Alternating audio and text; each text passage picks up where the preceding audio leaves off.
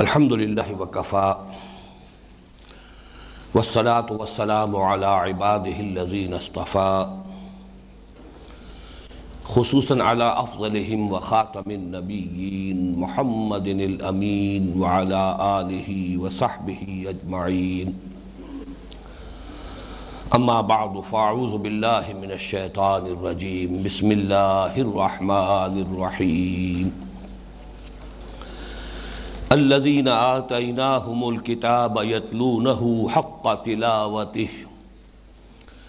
أولئك يؤمنون به ومن يكفر به فأولئك هم الخاسرون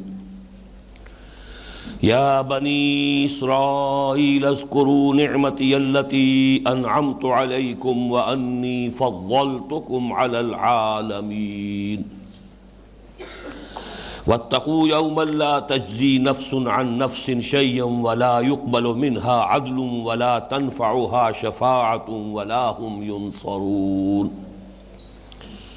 وإذ ابتلى إبراهيم ربه بكلمات فأتمهن قال إني جاعلك للناس إماما قال ومن ذريتي قال لا ينال عهد الظالمين وإذ جعلنا البيت مثابة للناس وأمنا واتخذوا من مقام إبراهيم مصلى وعهدنا إلى إبراهيم وإسماعيل أن طهرا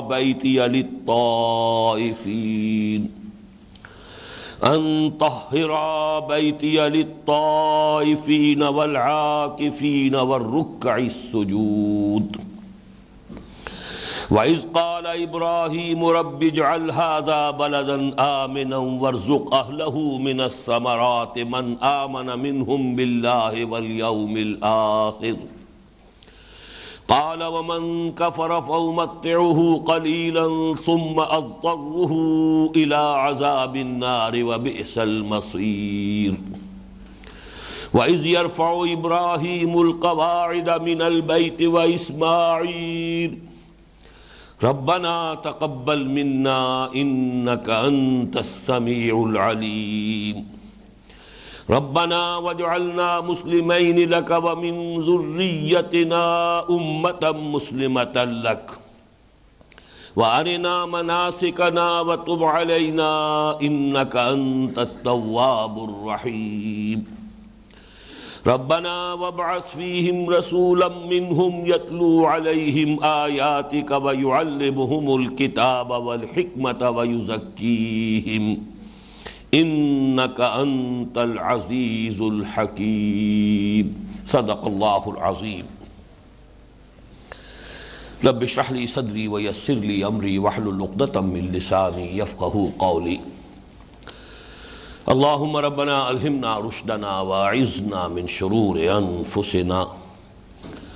اللهم أرنا الحق حقا وارزقنا اتباعه وأرنا الباطل باطلا وارزقنا اجتنابه اللهم وفقنا لما تحب وترضى وتقبل منا فإنك خير المتقبلين آمین یا رب العالمین۔ ہمارا آج کا درس اس اعتبار سے اپنی جگہ ذرا مختلف نوعیت کا ہے کہ ہم نے جو سورہ بقرہ کو مختلف حصوں میں تقسیم کیا ہے اس کا نصف اول جو پہلے 18 رکوعوں پر مشتمل ہے اس کے بھی پھر ہم نے 3 چھوٹے حصے قرار دیے۔ پہلے 4 رکوع تمہیدی، اس کے بعد 10.25 رکوع سمجھیے کہ جس میں خطاب سابق امت مسلمہ سے، پھر 4 رکوع تقریباً تحویلی۔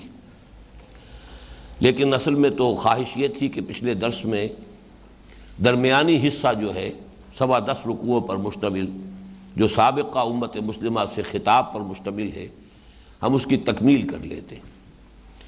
لیکن ابھی اس حصے کی 3 آیات ہیں کہ جس کا ہمیں مطالعہ کرنا ہے، بلکہ ان میں سے بھی پہلی آیت جو ہے اس کو اچھی طرح سمجھنے کے لیے پھر ہمیں ریفر بیک کرنا ہوگا مزید 2 آیات کی طرف۔ تو ہمارے آج کے درس کا کچھ حصہ جو ہے وہ اس درمیانی حصے کے تکملے پر مشتمل ہوگا، پھر وہ تحویلی حصہ شروع ہو جائے گا جو ہمارے آج کے بیان کا جو مین ہے، جو بلک ہے، جو اس کا اصل، وہ اس تحویلی حصے سے متعلق ہے۔ درمیانی حصہ کہ جس میں سابقہ امت مسلمہ یعنی بنی اسرائیل سے خطاب ہے، اس کے ضمن میں آخری 3 آیات، الذین آتیناہم الکتاب یتلونہ حق تلاوتہ، جنہیں ہم نے کتاب عطا کی ہوتی ہے وہ اس کی تلاوت کرتے ہیں جیسا کہ اس کی تلاوت کا حق ہے۔ اولئک یؤمنون بہ، وہی ہے کہ جو اس پر حقیقتاً ایمان رکھتے ہیں، یا وہی ہے کہ جو اس پر بھی ایمان لائیں گے۔ یہ 2 ترجمے ہوں گے 2 مختلف اعتبارات سے، میں اس کی وضاحت بعد میں کروں گا۔ عربی زبان میں آپ کو معلوم ہے فعل مضارع جو ہے اس میں دونوں امکانات ہیں، حال اور مستقبل، دونوں کو کور کرتا ہے صیغہ مضارع۔ گرامر کی روح سے دونوں ترجمے ممکن ہیں، لیکن یہ دونوں کن 2 مختلف اعتبارات سے ہیں، اس کی وضاحت جیسا کہ میں نے عرض کیا ابھی میں کروں گا۔ الذین آتیناہم الکتاب، جنہیں ہم نے کتاب عطا کی، یتلونہ، وہ اس کی تلاوت کرتے ہیں، حق تلاوتہ، جیسے کہ اس کی تلاوت کا حق ہے۔ اولئک یؤمنون بہ، وہی ہیں جو اس پر حقیقتاً ایمان رکھتے ہیں، ایک ترجمہ، وہی ہیں کہ جو اس پر بھی ایمان لائیں گے، یہ دوسرا ترجمہ ہے۔ وَمَن يَكْفُرْ بِهِ فَأُولَٰئِكَ هُمُ الْخَاسِرُونَ، اور جو اس کا کفر کرتا ہے، اور کفر کے بھی 2 مفہوم، ناشکری اور انکار۔ پہلا ترجمہ ہوگا تو اس کے حوالے سے ناشکری، دوسرا ترجمہ ہوگا تو اس کے حوالے سے انکار۔ وَمَن يَكْفُرْ بِهِ، جو اس کا کفر کرتا ہے، جو ناشکری کرتا ہے، جو اس کا انکار کرتا ہے، فَأُولَٰئِكَ هُمُ الْخَاسِرُونَ، تو وہی لوگ ہیں کہ جو خسارے میں رہنے والے ہیں، ہلاکت اور بربادی میں پڑھنے والے ہیں۔ اب اصل میں اس آیت کو اگر ہم ایک آئسولیٹڈ آیت کی حیثیت سے علیحدہ، سیاق و سباق سے علیحدہ کر کے، جیسے کہ اس کے اپنے الفاظ ہیں، بارہا یہ بات جو ہے ہمارے ہاں زیر بحث آ چکی ہے کہ قرآن حکیم میں ہر آیت کا اپنی جگہ پر ایک مفہوم، اپنی جگہ پر اس کا ایک مدلول ہے، کونوٹیشن ہے، لیکن سیاق و سباق سے، ربط کلام سے اس کے مفہوم میں، مدلول میں، اس کے معنی میں ایک نئی ڈائمنشن کا اضافہ ہوتا ہے، جس کی مثال میں یہ دیتا رہا ہوں کہ ہار ہے، اس ہار میں جو ہیرے ہیں یا موتی ہیں، ان میں سے ہر موتی اپنی جگہ پر ایک حسن کا مرقع ہے، مجسمہ ہے، لیکن ہار میں جو ترتیب ہوئی ہے، جس ترتیب سے انہیں پرویا گیا ہے، اب اس سے ان موتیوں کا حسن دوبالا ہو جاتا ہے۔ تو یہی معاملہ ہے کہ ہر آیت اپنی جگہ پر علم، حکمت، معنی، ہدایت، اس کا ایک بہت بڑا ہیرا ہے، بہت بڑا موتی ہے، تو اسے اپنی جگہ رکھ کر بھی دیکھیے۔ پھر یہ کہ جس طریقے سے اسے اس ہار کی ڈوری میں پرویا گیا ہے، سیاق و سباق جو ہے اس کے حوالے سے کس مضمون کے سلسلے میں یہ آیت وارد ہوئی ہے، تو اس کے حوالے سے غور کریں۔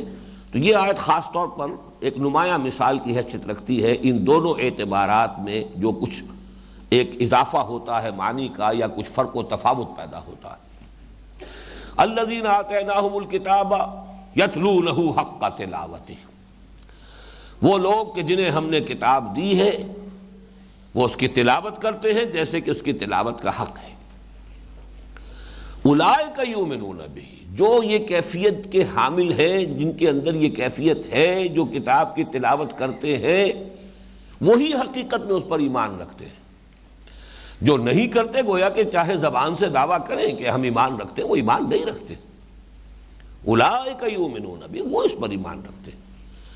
اگر ہم نے کتاب انہیں دی ہے اور اس کتاب کو مانتے ہیں کہ وہ ہماری کتاب ہے، اللہ کی کتاب ہے، کتاب ہدایت ہے، تو کیسے ممکن ہے کہ عدم التفات ہو، بے اعتنائی ہو، اسے پڑھنے کی طرف طبیعت مائل نہ ہو، اس پر غور و فکر کرنے کے لیے طبیعت میں آمادگی نہ، کیسے ممکن ہے؟ امپاسبل، ناممکن۔ تو ایک ہے دعویٰ ایمان، ایک ہے حقیقت ایمان۔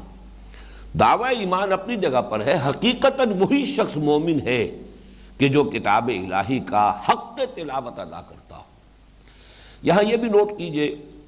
کہ تلاوت بھی عجیب یہ آیت ہے اصل میں کہ ہر اعتبار سے آپ دیکھیے دو معنی ہے۔ لفظ تلاوت بھی ذو معنیین ہے، دو معنی ہے اس کے۔ ایک اس کا ایک اصطلاحی مفہوم ہے تلاوت پڑھنا، تلا یتلو پڑھنا، لیکن اس کا جو اصل لغوی مفہوم ہے وہ ہے پیروی کرنا، پیچھے پیچھے چلنا، فالو کرنا۔ جیسے کہ ہم دیکھتے ہیں دو جگہ پر یہ مفہوم جو ہے اگرچہ قرآن مجید میں اکثر و بیشتر تو یہ لفظ آیا ہے تلاوت پڑھنے کے معنی میں، اور خاص طور پر جو صحف سماویہ ہیں، جو اللہ کی کتابیں ہیں، ان کے پڑھنے کے لیے لفظ تلاوت آتا ہے،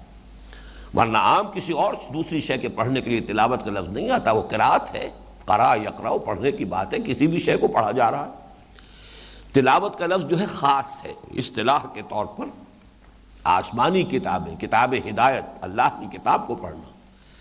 اس کے لیے قرات سے ذرا علیحدہ ایک لفظ استعمال اسی لیے کیا گیا ہے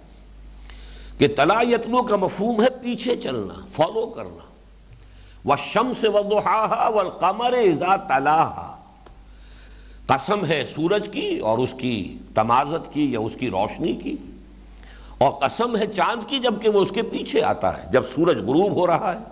جب اس کی روشنی ماند پڑ رہی ہے، تو اب چاند جو ہے نمودار ہو رہا ہے، اب وہ نمایاں ہو رہا ہے، اب وہ نگاہوں کے سامنے آ رہا ہے، گویا کہ وہ اس کے پیچھے آ رہا ہے۔ اسی طرح سورہ ہود کی آیت نمبر 17 ہے،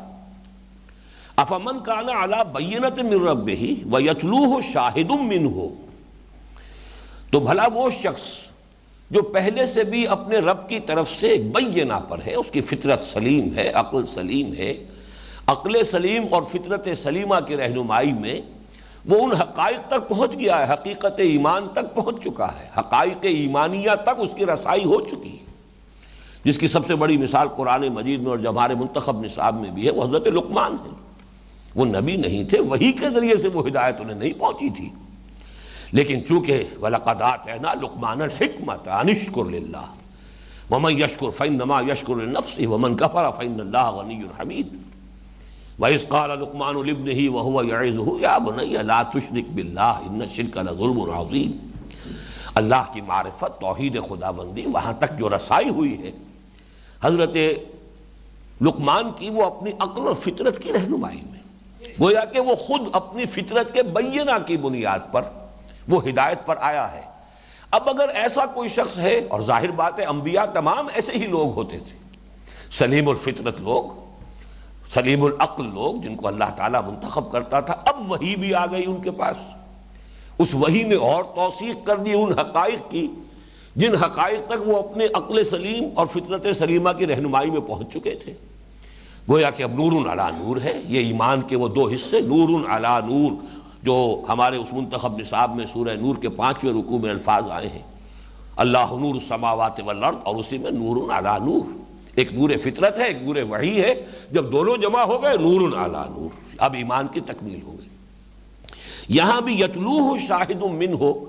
ایک اس کی شہادت دینے والی وحی جو آئی ہے اس کے پاس، وہ شہادت دے رہی ہے کہ ہاں تمہاری عقل سلیم اور تمہاری فطرت سلیمہ نے جہاں تک تمہیں پہنچایا یہ حق ہے، یہ صحیح ہے، یہی بات ہے، حقائق یہی ہے۔ اس حوالے سے اس نبوت کے نور نبوت کو کہیے، نور ایمان کو، اس کو دو حصوں میں تقسیم کیا گیا۔ تو یہ دو مقامات قرآن مجید کے ایسے ہیں کہ جس میں تلا یتلو کا لفظ آیا، پیروی کرنا، پیچھے آنا۔ تو در حقیقت اللہ کی کتاب کی تلاوت کا مفہوم کیا ہے؟ اور ویسے بھی میں نے اس سے پہلے بھی عرض کیا ہے کہ جب آدمی پڑھتا ہے تو فالو کرتا ہے ٹیکسٹ کو۔ بسا اوقات تو پڑھنے والے کی انگلی ساتھ ساتھ چل رہی ہوتی ہے، ایک تو بہت ماہر ہے پڑھنے والے، لیکن آپ نے دیکھا ہے کہ جو اتنے ماہر نہیں ہوتے تو نگاہ ادھر ادھر نہ ہٹ پائے، وہ چونکہ ترجمہ تو جانتے نہیں کہ اس کے حوالے سے ان کا ربط صحیح قائم رہے، لہذا وہ اپنی انگلی ساتھ ساتھ پھیرتے ہیں تاکہ ایسا نہ ہو کہ اگلی اوپر والی سطر کی بجائے نیچے والی سطر سے پڑھنا شروع کر دیں۔ ظاہر بات ہے معنی بیچاروں کو معلوم نہیں ہے تو اس کا تو امکان موجود ہے، تو وہ انگلی بھی ساتھ پھیرتے ہیں ساتھ ساتھ، تو گویا کہ فالو کر رہے ہیں ٹیکسٹ کو، اس کے پیچھے پیچھے چل رہے ہیں۔ تو اس اعتبار سے یتلونہ حق تلاوتہ ہی میں تلاوت کا عرف عام میں جو حق ہے وہ بھی سامنے آئے گا۔ تلاوت کی جا رہی ہو تو اس کے حروف کی صحیح جو ہے مخارج کے ساتھ ادائیگی ہو رہی ہو، تجوید کے کم سے کم بنیادی اصول تو آدمی کو معلوم ہو، اس میں گڑبڑ تو نہ کر رہا ہو۔ ذرا سے فرق سے زیر اور زبر سے جو ہے معنی کا جو ہے انقلاب آ جاتا ہے عربی زبان میں، مذکر کا مؤنث، مؤنث کا مذکر بن جاتا ہے۔ کہاں یعنی ایک صیغہ جو ہے فعلنا، یہ گویا کہ جمع مؤنث غائب کا صیغہ ہے، اور فعلنا ذرا سا کھینچ دیا تو یہ گویا کہ جمع متکلم کا صیغہ ہو گیا۔ زمین و آسمان کا فرق واقع ہو رہا ہے، اور جن لوگوں نے واقعتاً نہیں سیکھا ہے قرآن پڑھنا وہ غلطیاں کرتے ہیں، اور بڑی فاش غلطیاں کرتے ہیں۔ تو قرآن مجید کی تلاوت کا حق ادا کرنے میں یہ بھی شامل ہے کہ تجوید کے ساتھ اسے ادا کیا جائے، اس کے رموز و اوقاف جو ہیں ان کی بنیادی معلومات ہوں، کہاں رکنا ہے کہاں نہیں رکنا ہے، کہاں وصل ہے کہاں فصل ہے، یہ بھی معلوم ہو۔ پھر قرآن مجید کی تلاوت کا ایک حق یہ بھی ہے کہ اسے اپنے معمولات میں شامل کیا جائے۔ وہ گویا کہ انسان کی روح کی غذا ہے۔ اگر جسم کو غذا آپ دن میں 3 دفعہ فراہم کر رہے ہیں تو کم سے کم 1 دفعہ تو پورے 24 گھنٹوں میں اس روح کی غذا کا بھی اہتمام کیجیے، یہ آپ کے معمولات میں شامل ہو۔ اس کی ایک منزل انسان اپنے لیے معین کر چکا ہو کہ اتنا حصہ تو مجھے ہر روز پڑھنا ہی ہے، جس میں کہ جو بلند ترین مقام ہے وہ یہ ہے جو اکثر صحابہ کا معمول تھا کہ ایک منزل روزانہ پڑھ کر ہر ہفتے قرآن مجید ختم کیا جائے۔ اس کے بعد جب زمانہ ذرا آیا ہے بات کا کہ جس میں وہ جوش اور وہ جذبہ نہیں رہا، تو پھر یہ 30 پاروں میں تقسیم کیا گیا قرآن کو کہ کم سے کم 1 پارہ تو روزانہ پڑھ کر 1 مہینے میں تو انسان، ایک مسلمان جو ہے وہ قرآن مجید کی تلاوت کی تکمیل کر لے۔ پھر یہ کہ اس کا زیادہ سے زیادہ حصہ یاد کیا جائے۔ یہ سارے وہ حقوق ہیں جو میں نے جو مسلمانوں پر قرآن مجید کے حقوق نامی میرا کتاب چاہے جو ہماری بنیاد کی حیثیت رکھتا ہے، سن 68 کی میری تقریر ہے، یہ ساری چیزیں تفصیل سے بیان کی ہیں اس میں کہ حق تلاوت جو ہے وہ بئی معنی، تلاوت بمعنی پڑھنا، اس کا حق بھی اس کے بغیر ادا نہیں ہوتا کہ انسان جو ہے اس کو پڑھے، تجوید سے پڑھے، صحیح طریقے سے پڑھے، اس کو معمولات میں شامل کرے، اس کا مستقل نظام ہو، پھر یہ کہ ٹھہر ٹھہر کر پڑھے، اور اللہ تعالیٰ اس سے آگے جو ہے اس کے فہم کی توفیق دے، غور و فکر کرتے ہوئے پڑھے۔ لیکن اسی میں شامل ہو جائے گا دوسرا مفہوم بھی، پڑھ رہا ہے اور پیروی نہیں کر رہا، عمل نہیں کر رہا اس پر، تو یہ پڑھنا کہاں ہوا؟ تلاوت کا دوسرا مفہوم بھی ہے کہ اس کے پیچھے چلیے، اسے فالو کیجئے، اسے اپنا امام بنائیے۔ ختم قرآن پر جو دعا مانگتے ہیں وَاجْعَلْهُ لَنَا إِمَامًا وَنُورًا وَهُدًى وَرَحْمَةً، اے اللہ اس قرآن کو ہمارا امام بنا دے، ہمارے لیے نور بنا دے، ہمارے لیے ہدایت بنا دے، ہمارے لیے رحمت بنا دے۔ تو پہلا لفظ امام ہے جس کے پیچھے چلا جاتا ہے۔ قرآن کو امام ہمارے لیے بنا دے تو اللہ تو تبھی بنائے گا جب آپ اسے اپنے امام کی حیثیت سے قبول کریں اور اختیار کریں، پھر اللہ کی توفیق بھی شامل حال ہوگی اور آپ واقعی اس کی پیروی کر سکیں گے۔ تو یتلونہ حق تلاوتہ ہی میں یہ سارا مفہوم شامل ہو گیا، تو گویا کہ جامع ترین لفظ ہے یہ الذین آتیناہم الکتاب یتلونہ حق تلاوتہ، وہ لوگ کہ جنہیں ہم کتاب دیتے ہیں اور وہ اس کا حق ادا کرتے ہیں اس کی تلاوت کا۔ اب فرمایا اولئک یؤمنون بہ، صرف وہ لوگ ہیں جو اس کا ایمان رکھتے ہیں حقیقتاً، باقی اگر مدعی ایمان بھی ہیں۔ میں نے شاید وہ حدیث نقل کی ہے اس کتابچے میں کہ کتنے ہی قرآن کے پڑھنے والے ایسے ہیں جنہیں جب وہ قرآن پڑھ رہے ہوتے قرآن ان پر لعنت کر رہا ہوتا، وہ بظاہر بڑا ثواب کا کام کر رہے ہیں، قرآن لعنت کر رہا ہوتا، اس لیے کہ سود کی آیت پڑھی ہے اور اللہ اور اس کے رسول کی طرف سے اعلان جنگ والی آیت بھی پڑھی ہے اور خود سودی دھندا کر رہا ہے، سودی کاروبار کر رہا ہے، تو قرآن لعنت نہیں کرے گا اس وقت؟ تو بہت سے قرآن کے پڑھنے والے جنہیں اس لعنت ملامت کے سوا قرآن کے پڑھنے سے کچھ حاصل نہیں ہوتا۔ وہ تو یہ کہ آپ پڑھ رہے ہیں تو جہاں اس کے پڑھنے کے وہ حقوق ہیں بنیادی اور ابتدائی حقوق، وہاں قرآن کا پڑھنا تو اصل میں وہ ہے کہ پھر جس کی پیروی کی جا رہی ہو، جس کے مطابق عمل کیا جا رہا ہو، جبکہ اس کو واقعتاً امام بنا لیا ہو، جبکہ انسان اس کے پیچھے پیچھے چل رہا ہو، صرف انگلی پیچھے نہ چل رہی ہو، پورا وجود چل رہا ہو، پوری اس کی شخصیت کا رخ ادھر ہی ہو، وہ واقعتاً اس کی پیروی کر رہا ہو، وہی لوگ ہیں جو اس پر ایمان لانے والے ہیں۔ یہ گویا کہ وہی بات ہو گئی جو اس حدیث میں جو اس کتابچے میں بھی میں نے کوٹ کی ہے، اس کا حوالہ وہاں سے دیکھ لیجئے گا کہ حضور نے فرمایا ما آمن بالقرآن من استحل محارمہ، اس شخص کا قرآن پر کوئی ایمان نہیں ہے کہ جس نے اس کی حرام کردہ اشیاء کو اپنے لیے حلال ٹھہرا لیا۔ لاکھ دعویٰ کرے کہ میرا قرآن پر ایمان ہے، چاہے حافظ قرآن ہو، حافظ قرآن کا چاہے مفسر قرآن، اگر قرآن ایک شے کو حرام قرار دیتا ہے اور وہ اس میں ملوث ہے، اسے اپنے لیے حلال کیے بیٹھا ہے، تو اس کا قرآن پر کوئی ایمان نہیں۔ ما آمن بالقرآن من استحل محارمہ، وہ گویا کہ منفی اسلوب ہے اسی بات کا، اولئک یؤمنون بہ، یہ ہے وہ لوگ جو واقعتاً اس پر ایمان رکھتے ہیں، وہ اگر دعویٰ ایمان کریں تو سچے ہیں۔ ومن یکفر بہ، اب یہاں یکفر انکار کے معنی میں نہیں آئے گا اس مفہوم میں، بلکہ کفر جو ہے وہ شکر کے مقابلے میں ہے۔ وہی آیت جو ہم ابھی سورہ لقمان کی پڑھ رہے تھے، جو وَلَقَدْ آتَيْنَا لُقْمَانَ الْحِكْمَةَ أَنِ اشْكُرْ لِلَّهِ وَمَنْ يَشْكُرْ فَإِنَّمَا يَشْكُرُ لِنَفْسِهِ وَمَنْ كَفَرَ فَإِنَّ اللَّهَ غَنِيٌّ حَمِيدٌ۔ شکر بمقابلہ کفر، کفر بمقابلہ شکر۔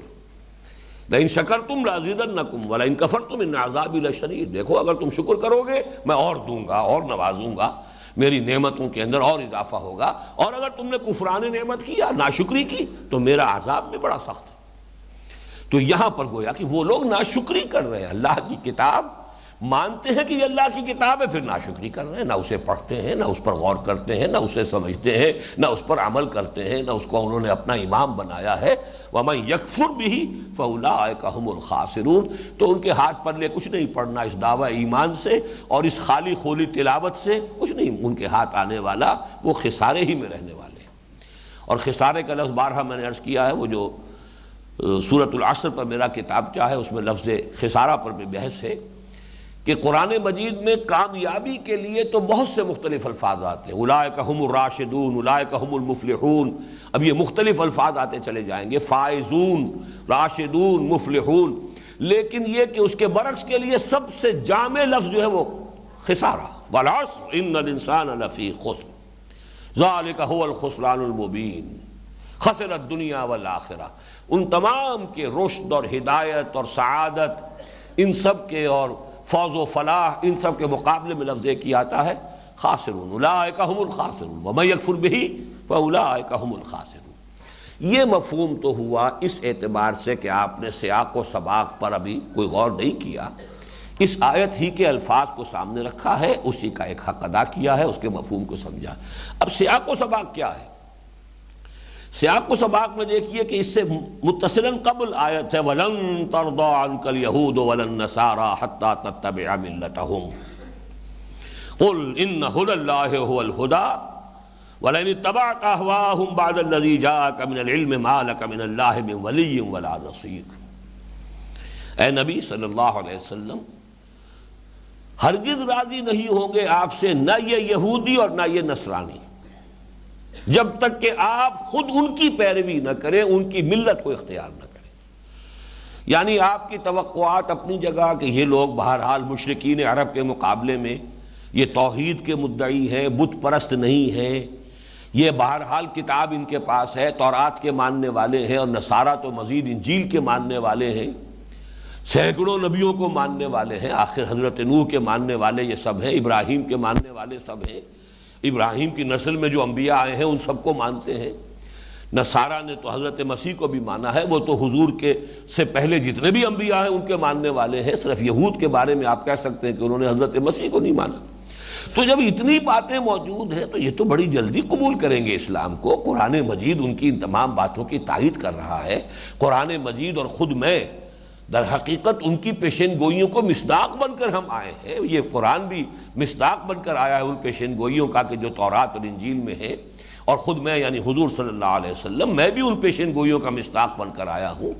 کہ میں ان کے بھائیوں میں سے تیرے مانند ایک رسول برپا کروں گا۔ حضرت موسیٰ سے خطاب کر کے کہا جا رہا ہے ان بنی اسرائیل کے بھائیوں میں سے تیرے مانند ایک رسول اٹھاؤں گا اور اس کے منہ میں اپنا کلام ڈالوں گا، پھر وہ اپنی لوگوں تک میری بات پہنچائے گا۔ اس کا مصداق سوائے محمد الرسول اللہ صلی اللہ علیہ وسلم جو کوئی نہیں ہو سکتی۔ تو ان کو توقع تھی کہ یہ لوگ تو ایمان لائیں گے، انہیں لانا چاہیے، ہر معقول آدمی کی توقع ہوگی، لیکن نہیں ہے نبی، یہ ہرگز ماننے والے نہیں ہیں۔ ان کی اپنی صدارتیں ہیں، چودراہٹیں ہیں، سیادتیں ہیں، قیادتیں ہیں، ان کا ایک نظام ہے، چودراہٹوں کو کون چھوڑنے کو تیار ہوگا؟ آپ پر ایمان لانے کے معنی تو یہ ہے کہ ان کی چودراہٹیں ختم، ان کی مسندیں ختم، اب تو خود وہ آپ سے فتویٰ لیں گے، آپ سے پوچھیں گے کہ کیا حق ہے، کیا باطل ہے، کیا صحیح ہے، کیا غلط ہے۔ وہ گویا کہ اب سائل کے درجے میں آ جائیں گے آپ کو ماننے کے بعد، قرآن کو ماننے کے بعد۔ کہاں یہ کہ وہ مفتی ہے، وہ تو فیصلے کرنے والے ہیں، شریعت کے اصل ٹھیکیدار وہ ہیں، کتاب کے اصل جو ہے حوالدار وہ ہیں۔ اس اعتبار سے لن ترضى عنك اليهود ولا النصارى حتى تتبع ملتهم۔ اور یہ جو فرمایا کہ اگر آپ کے پاس جو یہ ہدایت آ گئی ہے قرآن کی شکل میں، اگر اس کے بعد بھی آپ نے ان کی خواہشات کی پیروی کی تو پھر اللہ کے مقابلے میں کوئی آپ کو بچانے والا اور کوئی آپ کا حمایتی نہیں ہوگا۔ بہت سخت الفاظ ہیں، اور میں بتا چکا ہوں اس سے بھی زیادہ سخت الفاظ سورہ بنی اسرائیل میں آ چکے ہیں۔ وَإِن كَادُوا لَيَفْتِنُونَكَ عَنِ الَّذِي أَوْحَيْنَا إِلَيْكَ لِتَفْتَرِيَ عَلَيْنَا غَيْرَهُ وَإِذًا لَاتَّخَذُوكَ خَلِيلًا وَلَوْلَا أَن ثَبَّتْنَاكَ لَقَدْ كِدتَّ تَرْكَنُ إِلَيْهِمْ شَيْئًا قَلِيلًا إِذًا لَأَذَقْنَاكَ ضِعْفَ الْحَيَاةِ وَضِعْفَ الْمَمَاتِ ثُمَّ لَا تَجِدُ لَكَ عَلَيْنَا نَصِيرًا۔ یہ تو تلے ہوئے ہیں محمد صلی اللہ علیہ وسلم کہ آپ کو بچلا دیں، منحرف کر دیں اس چیز کی طرف سے کہ جو ہم نے آپ پر نازل کی ہے، تاکہ آپ خود اپنے جی سے، اپنے من سے کچھ گھڑ کر ہماری طرح منسوب کر دیں۔ اور اگر ایسا کر دیں گے جھگڑا ختم، لڑائی ختم، پھر یہ آپ کے ساتھ دوستی ہوگی، آپ کو خلیل بنائیں گے، اپنے آنکھوں پہ بٹھائیں گے، اپنا سرتاج بنا لیں گے، سب کچھ کر لیں گے۔ اور اے نبی، اگر ہم ہی نے آپ کے پائے مبارک کو پوری طرح جمائے نہ رکھا ہوتا تو کوئی عجب نہیں کہ بربنائے طب بشری آپ ان کے دباؤ کی وجہ سے کہیں کچھ تھوڑا بہت ان کی طرف مائل ہو ہی جاتے۔ اور اگر ایسا ہو گیا ہوتا تو آپ کو دوہری سزا ملتی دنیا کی اور دوہری آخرت کی، اور کوئی آپ کو بچانے والا نہ ہوتا اللہ کی پکڑ سے۔ بڑے سخت الفاظ۔ سوال یہ کہ یہ بات کیوں کہنے کی ضرورت پیش آئی؟ بربنائے طب بشری اس بات کا امکان ہے کہ داعی جو ہے وہ کچھ کمپرومائز پر آمادہ ہو جائے۔ حالات ایسے ہوتے ہیں، دباؤ اتنا شدید ہو جاتا ہے۔ وہ تو یہ کہ نبی کا معاملہ یہ ہے کہ اللہ سہارا دیتا ہے، اللہ تعالیٰ بچاتا ہے، ورنہ یہ کہ کسی غیر نبی کے لیے تو یوں سمجھیے کہ بہت ہی قرین قیاس ہے۔ لیکن نبی کی طرف بھی، یا یہ کہ کوئی نبی کے جو پیروکار ہیں، جو ان کے ساتھی، ان میں سے کسی کے دل میں خیال آ جائے کچھ کیجئے۔ حالات تو بڑے خراب ہو گئے ہیں کسی طریقے سے۔ آخر یہ لوگ 75% ماننے کو تیار ہیں، 80% ماننے کو تیار ہے، 90% ماننے کو تیار ہیں، تو کچھ نہ کچھ معاملہ کچھ نہ کچھ لے دے کر کچھ کمپرومائز کر لیا جائے۔ تو اس کا راستہ روکنے کی ضرورت پیش آئی۔ اور اس سے پچھلی آیت کی طرف اب آئیے، یہ اب ہم جا رہے ہیں ریٹروسپیکٹو، ان پیچھے کی طرف۔ فرمایا انا ارسلناک بالحق بشیرا ونذیرا ولا تسأل عن اصحاب الجحیم۔ اے نبی، ہم نے آپ کو بھیجا ہے تو صرف بشیر اور نذیر بنا کر بھیجا ہے۔ آپ ان کے اوپر آپ داروغہ بنا کر نہیں بھیجے گئے، آپ ان کے ذمہ دار نہیں ہیں، آپ سے نہیں یہ بات پوچھی جائے گی کہ یہ ایمان کیوں نہیں لائے۔ جو ایمان لائے، جیسے کہ سورہ کہف میں فرمایا قل الحق من ربکم فمن شاء فلیؤمن ومن شاء فلیکفر، کہہ دیجئے یہ حق ہے تمہارے رب کی طرف سے جو میں نے پیش کر دیا، اب جو چاہے ایمان لائے، جو چاہے کفر کرے، بات ختم ہوئی۔ میرا کام جو تھا میں نے ادا کر دیا، وہ تمہارے رب کی طرف سے تمہاری ہدایت کے لیے جو حق آیا تھا میں نے پہنچا دیا۔ وما علی رسولنا الا البلاغ المبین، ہمارے رسول پر سوائے صاف صاف پہنچا دینے کی کوئی ذمہ داری نہیں۔ اگر کوئی شخص، کوئی داعی حق یہ سمجھ لے کہ نہیں، اس سے آگے بڑھ کر اس بات کو پورا کرنا بالفعل یہ میرا فرض ہے، تو پھر وہ کہیں نہ کہیں بائی ہک اور بائی کروک جو ہے کسی نہ کسی ذریعے سے کچھ نہ کچھ لے دے کر وہ مصالحت کی طرف آمادہ ہوتا ہے، اس کا سدباب کیا گیا۔ اب جو یہ ہے پس منظر، اس میں در حقیقت اس کا مفہوم اکثر مفسرین نے جو لیا ہے اس سیاق و سباق کی وجہ سے، وہ کیا ہے کہ یہاں اصل میں مراد یہود ہیں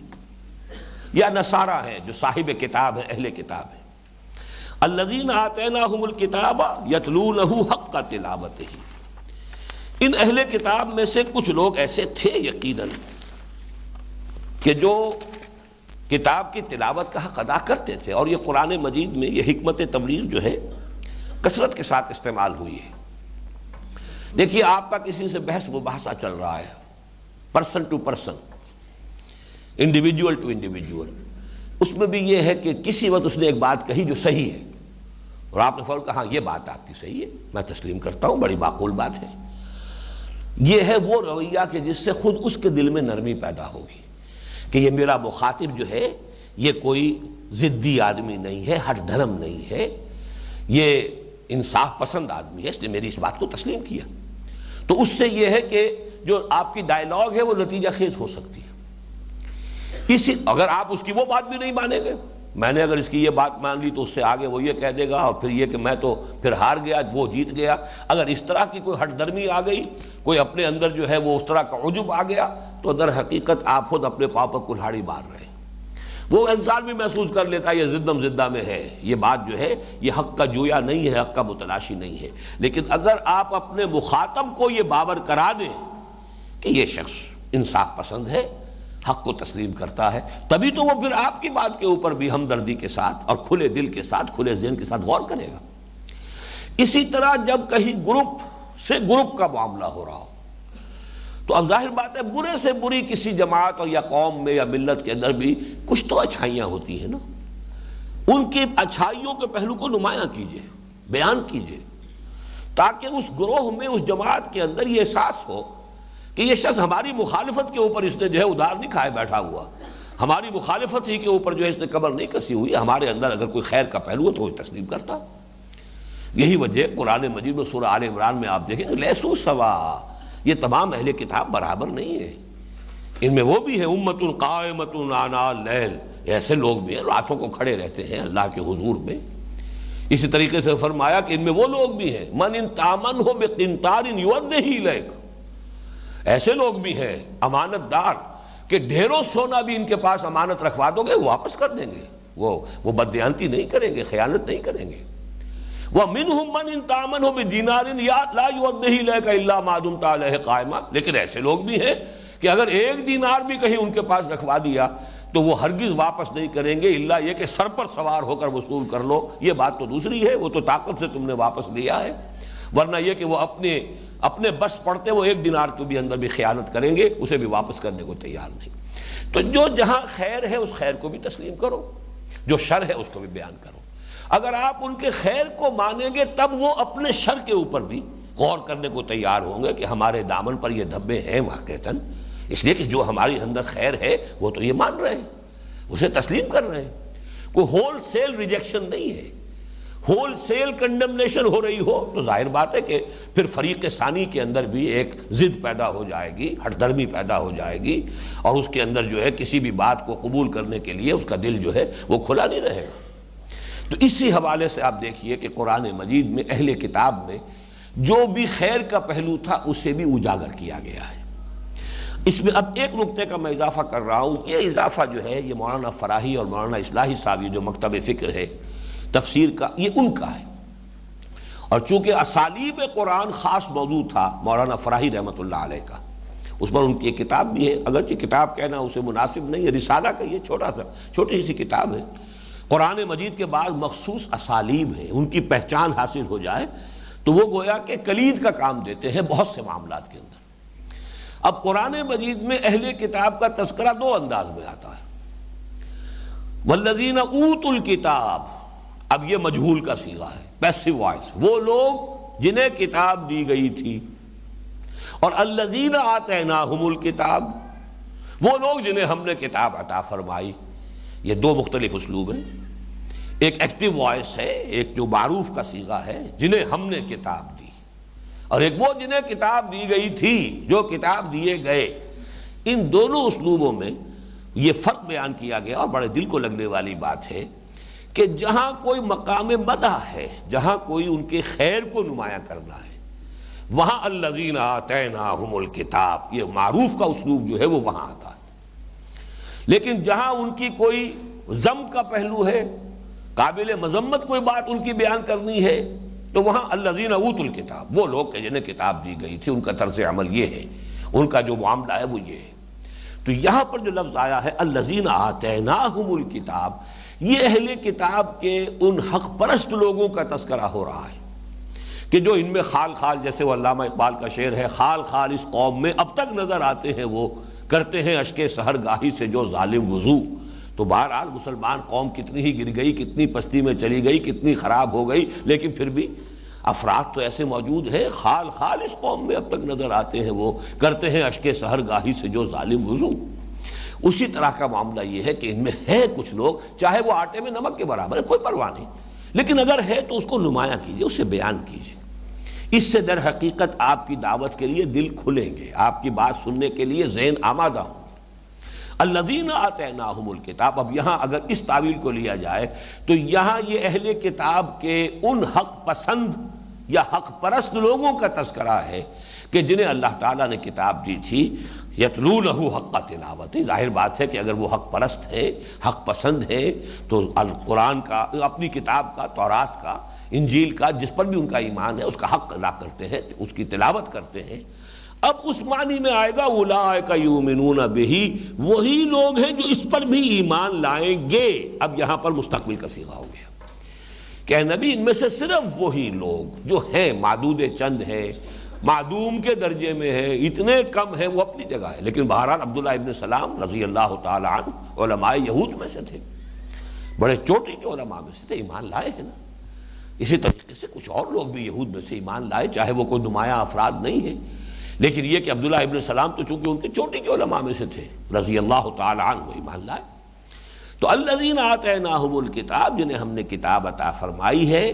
یعنی جو اس کے حق ادا کرنے والے ہیں، جو اس کی قدر و منزلت کو پہچاننے والے ہیں، اور اس کا ثبوت کیا ہے؟ یتلونہ حق تلاوتہ، وہ اپنی اس کتاب کے ساتھ وہی معاملہ کرتے ہیں کہ جو کسی مومن کو کرنا چاہیے، وہ اس کو پڑھتے ہیں جیسے کہ اس کے پڑھنے کا حق ہے، اس کی پیروی کرتے ہیں جیسے کہ پیروی کرنے کا حق ہے۔ اولئک یؤمنون بہ، وہی لوگ ہوں گے کہ جو اس پر ایمان لائیں گے۔ وَمَن يَكْفُرْ بِهِ فَأُولَٰئِكَ هُمُ الْخَاسِرُونَ، اور جو لوگ اس کا انکار کریں گے، اب یہ بات آ گئی، یہاں پہ اب ترجمہ ہوگا اس کا انکار، جو قرآن کو یہاں گویا کہ بہی کی ضمیر اس معنی میں اب آ رہی ہے قرآن کی طرف۔ الذین آتیناہم الکتاب، وہ مراد ہے کتاب سے تورات اور انجیل، وہ لوگ کہ جو حقیقتاً اپنی کتابوں پر ایمان رکھنے والے ہیں، جو حقیقتاً اس کی تلاوت کا حق ادا کرتے ہیں، جو اس کی پیروی کرتے ہیں، اولئک یؤمنون بہ، وہ اس پر بھی ایمان لائیں گے، اس قرآن پر بھی۔ ومن یکفر بہ، اور جو اس کا انکار کرے گا، فاولئک هم الخاسرون، تو وہ تو بہرحال پھر خسارہ پانے والوں میں سے ہے، وہ تو تباہی اور بربادی جو ہے اس کا مقدر بنے گی۔ اب یہ تو سمجھیے آخری آیت تھی اس بنی اسرائیل سے خطاب کے ضمن میں، اگرچہ دو آیتیں ابھی اور آ رہی ہیں، لیکن یہ دو آیتیں وہی ہیں کہ جن سے چھٹے رکوع میں آغاز ہوا تھا۔ ان میں سے پہلی آیت تو بین ہی انہی الفاظ کے ساتھ ہے، اسی لیے میں بریکٹ کا لفظ استعمال کرتا ہوں، وہاں بریکٹ شروع ہوئی تھی، یہاں وہ بریکٹ بند ہو رہی ہے۔ ویسے تو یہ کہ بریکٹ ایک اس طرح بھی ہوا کرتی تھی، سیدھا خط چلا آ رہا ہے، صرف یہ کہ اوپر کنڈے سے نظر آ رہے ہیں، وہ ادھر کی طرف رخ ہے یا ادھر کی طرف رخ ہے، تو بڑا معمولی سا فرق بتا دیتا ہے کہ یہاں بریکٹ شروع ہونے کی نشانی ہے اور یہ بریکٹ کے ختم ہونے کی نشانی ہے۔ وہی فرق آپ کو اس مقام پر دوسری آیت میں نظر آ جائے گا۔ پہلی آیت بعین ہی وہی ہے، یا بنی اسرائیل اذکروا نعمتی التی انعمت علیکم، اے بنی اسرائیل، اے یعقوب کی اولاد۔ اسرائیل میں آپ کو بتا چکا ہوں، ایل عبرانی میں کہتے ہیں اللہ کے لیے، اللہ کے لیے لفظ ایل ہے۔ اسر بندہ، اسیر، اسیر کون ہے؟ جو کہ کہیں جکڑا ہوا ہے، جس کی بہترین مثال حضور نے دی کہ مومن کی مثال کیا ہے؟ اس گھوڑے کی سی ہے جو بندھا ہوا ہے۔ مثل المومن کمثل الفرس فی اخیتہ، مومن کی مثال اس گھوڑے کی ہے جو گھوٹے سے بندھا ہوا ہے۔ تو اسرائیل اللہ کے ساتھ بندھا ہوا، اللہ کا غلام، اس کو غلام اللہ کہیں، عبداللہ کہیں، اسرائیل کے لفظی معنی یہ ہے، اور یہ حضرت یعقوب کا لقب تھا اسرائیل۔ یا بنی اسرائیل، اے اسرائیل کی اولاد، اے یعقوب کی اولاد، اذکروا نعمتی التی انعمت علیکم، یاد کرو میری اس نعمت کو جو میں نے تم پر انعام فرمائی۔ وہ نعمتیں جو ہے جو بار بار گنوائی گئی ہیں، نعمت ہدایت ہے، جس طرح کے عذاب میں مبتلا تھے اس سے تمہیں آزادی دلائی گئی تھی، پھر یہ کہ کس طرح کے معجزے تمہیں دکھائے گئے، پھر تمہیں کتاب دی گئی، سب سے بڑی نعمت کتاب ہدایت تورات تمہیں عطا کی گئی، تو یہ نعمتیں جو ہیں ان کو گنوا کر وَأَنِّي فَضَّلْتُكُمْ عَلَى الْعَالَمِينَ، میں نے تمہیں تمام جہان والوں پر فضیلت دی۔ اگرچہ لفظی ترجمہ اس کا ہوتا ہے میں نے تمہیں تمام جہانوں پر فضیلت دی۔ اس میں بھی مولانا فراہی رحمۃ اللہ علیہ نے جو اس کی تعبیر کی ہے، اور ایک اصول کے درجے میں، کہ کبھی کبھی ایسا ہوتا ہے کہ مظروف کی جمع کو لانے کے لیے ظرف کو جمع کر دیا جاتا ہے۔ گلاسوں کا پانی، مطلب یہ کہ گلاس کا سارا پانی، اتنے گلاس، اتنے مطلب گلاس میں جتنا پانی ہے۔ عالمین جہانوں والے یعنی جہان والے سب، رحمت للعالمین تمام جہان والوں کے لیے، تمام جہانوں والے کے لیے، ایک لفظی ترجمہ یہ ہوگا، لیکن ایک یہ ہے کہ حضور صلی اللہ علیہ وسلم کو بھیجا گیا ہے نوع انسانی کی طرف، ملائکہ کی طرف تو رسول بنا کر نہیں بھیجے گئے، وہ تو ہے تو نوع انسانی کے لیے، لیکن تمام انسان اس جہان کے کل انسانوں کے لیے آپ رسول بنا کر بھیجے گئے صلی اللہ علیہ وسلم۔ تو یہاں پر بھی انی فضلتکم علی العالمین، میں نے تمہیں فضیلت دی ہے تمام جہان والوں پر، یعنی تمام نوع انسانی پر، اور یہ فضیلت یہی ہے۔ کتاب 2000 برس تک تو اس مقام پر فائز رہے، میں نوٹ کر کے لایا تھا لیکن مجھے یاد نہیں رہا۔ یہ 4 مقامات ایسے ہیں قرآن مجید کے کہ جس میں یہ الذین آتیناہم الکتاب کا انداز آیا، ورنہ اکثر و بیشتر تو اہل کتاب پر جو ہے تنقید ہوئی ہے، ان کے جو کنڈمنیشن والی معاملات ہیں وہی آئے ہیں، تو اوتوا الکتاب، وہ لوگ جنہیں کتاب دی گئی، لیکن یہ کہ الذین آتیناہم الکتاب یعرفونہ کما یعرفون ابناءہم، یہ سورہ بقرہ ہی میں آگے چل کر آیت آ جائے گی، والذین آتیناہم الکتاب یعلمون انہ منزل من ربک بالحق، سورہ انعام آیت 114، والذین آتیناہم الکتاب یفرحون بما انزل الیک، سورہ رعد آیت 36، الذین آتیناہم الکتاب من قبلہ ہم بہ یؤمنون، سورہ قصص آیت 56۔ تو اس طریقے سے 4 مقامات پر یہ آیا ہے کہ انہیں کتاب دی گئی، اور ان کے لیے ایک معاملہ جو ہے وہ پھر مدح کی بات آتی ہے۔ یا بنی اسرائیل اذکروا نعمتی التی انعمت علیکم انی فضلتکم علی العالمین، تمام جہان والوں پر تمہیں فضیلت عطا کی ہے۔ یہی مفہوم پھر امت مسلمہ کے لیے آیا ہے 2 طرح کے الفاظ سے۔ سابقہ امت کے لیے بین ہی یہی الفاظ انی فضلتکم علی العالمین، اسی سورہ مبارکہ میں اس سے پہلے 6 رکوع کے آغاز میں آ چکی یہی آیت، جو کہ تو کوئی شوشے کا فرق بھی نہیں۔ موجودہ امت مسلمہ کے لیے کنتم خیر امت اخرجت للناس تأمرون بالمعروف وتنہون عن المنکر وتؤمنون باللہ۔ اب یہاں خیر امت، بہترین امت، تمام امتوں میں بہترین، اس اعتبار سے پھر یہ گویا کہ سابقہ امت سے بھی درجہ افضل ہو جاتا ہے۔ الفاظ کی تعبیر کا فرق ہے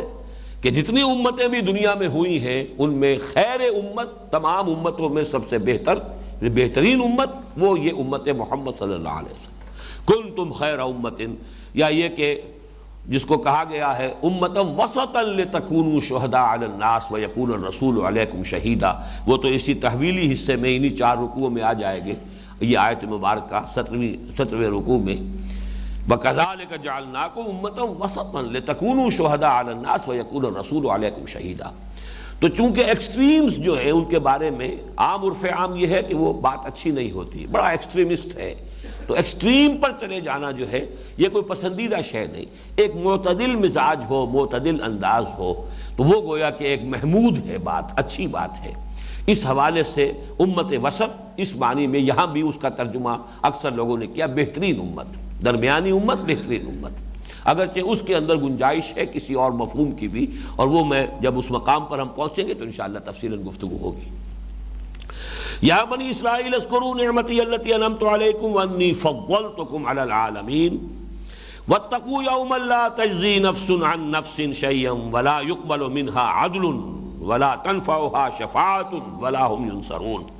اب اس آیت میں تھوڑا سا خم دیا گیا ہے بریکٹ کو بند کرنے کے لیے، اول و آخر وہی ہے، واتقوا یوما لا تجزی نفس عن نفس شیئا، بین ہی انہی الفاظ سے وہ آیت شروع ہوئی، آیت نمبر 2 6 رکوع کی آیت، لیکن اس کے بعد پہلے شفاعت آئی، ولا یقبل منها شفاعۃ، یہاں شفاعت کو مؤخر کیا گیا، اور ولا یؤخذ منها عدل، یہ عدل کو وہاں پر یعنی کوئی اس کی فدیہ جو ہے اس کو مؤخر کیا گیا، یہاں پر عدل کو پہلے لے آئے، اور یکملوں کا لفظ شفاعت کے ساتھ تھا، یہاں عدل کے ساتھ لگا دیا، اور شفاعت کے ساتھ آیا ولا تنفعها شفاعۃ،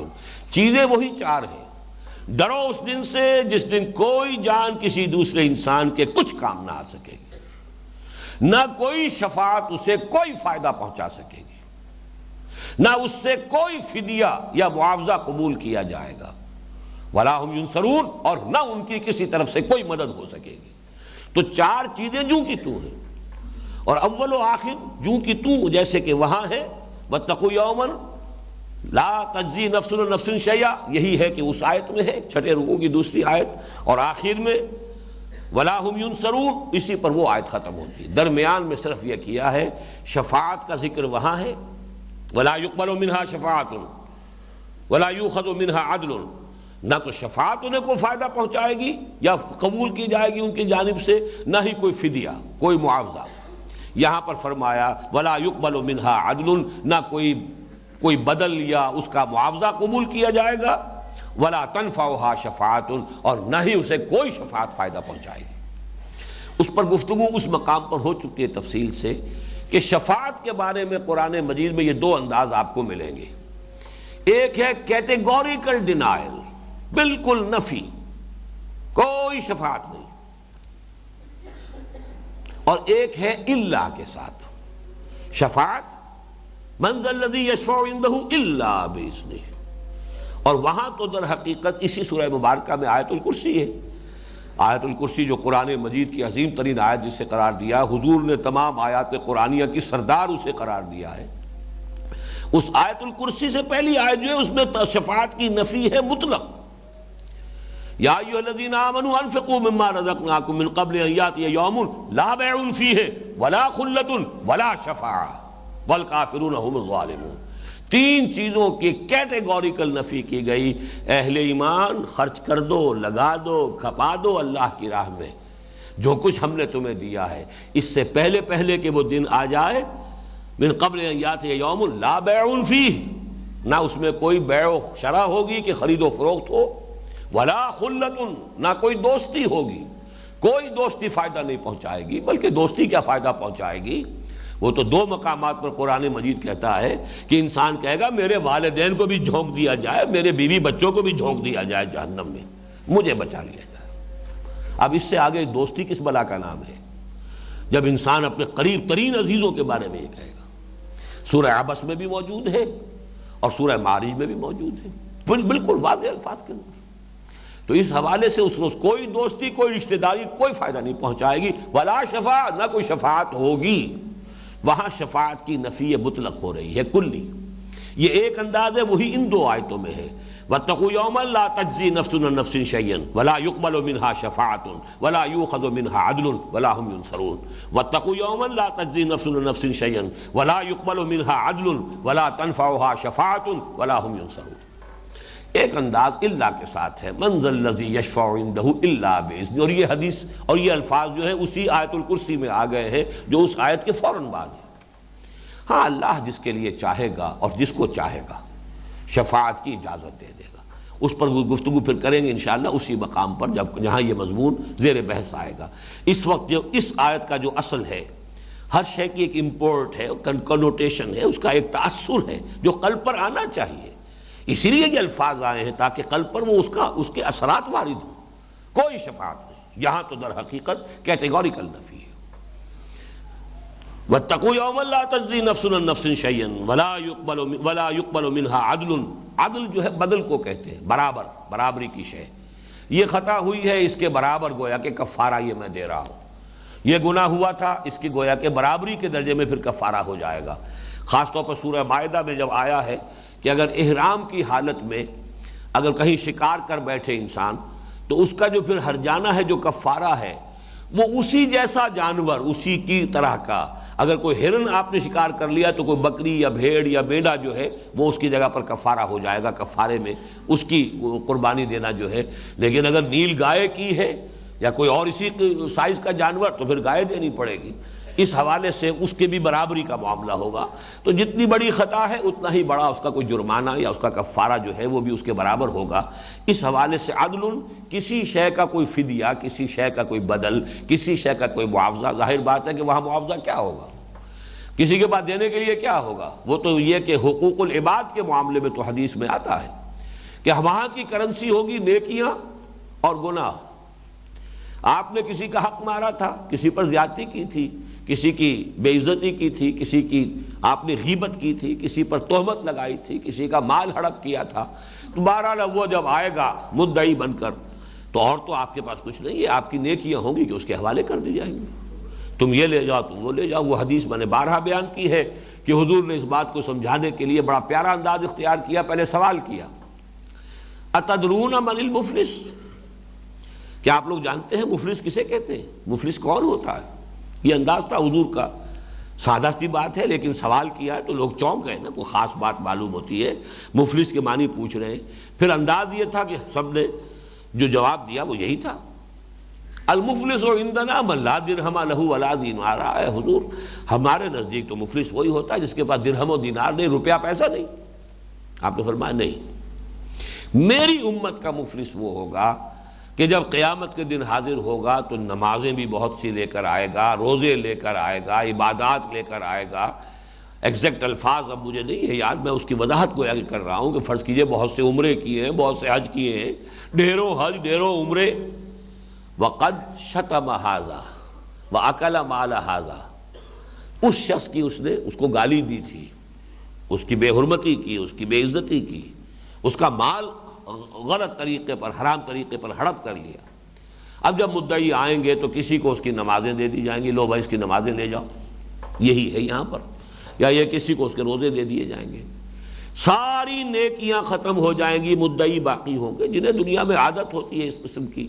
غیبت کرنے کی عادت ہی پڑی ہوئی ہے، تو یہ تو سویٹ ڈش ہے، ہر کھانے کے بعد جو ہے بڑی لذیذ ہوتی ہے ڈش، وہ تو کرتے ہی رہیں گے، پھر کوئی ایک آدھ مرتبہ کی بات تو نہیں ہے۔ مدعی آئیں گے، وہ ساری عبادتوں کا ان کا جو ہے وہ انبار ختم ہوا،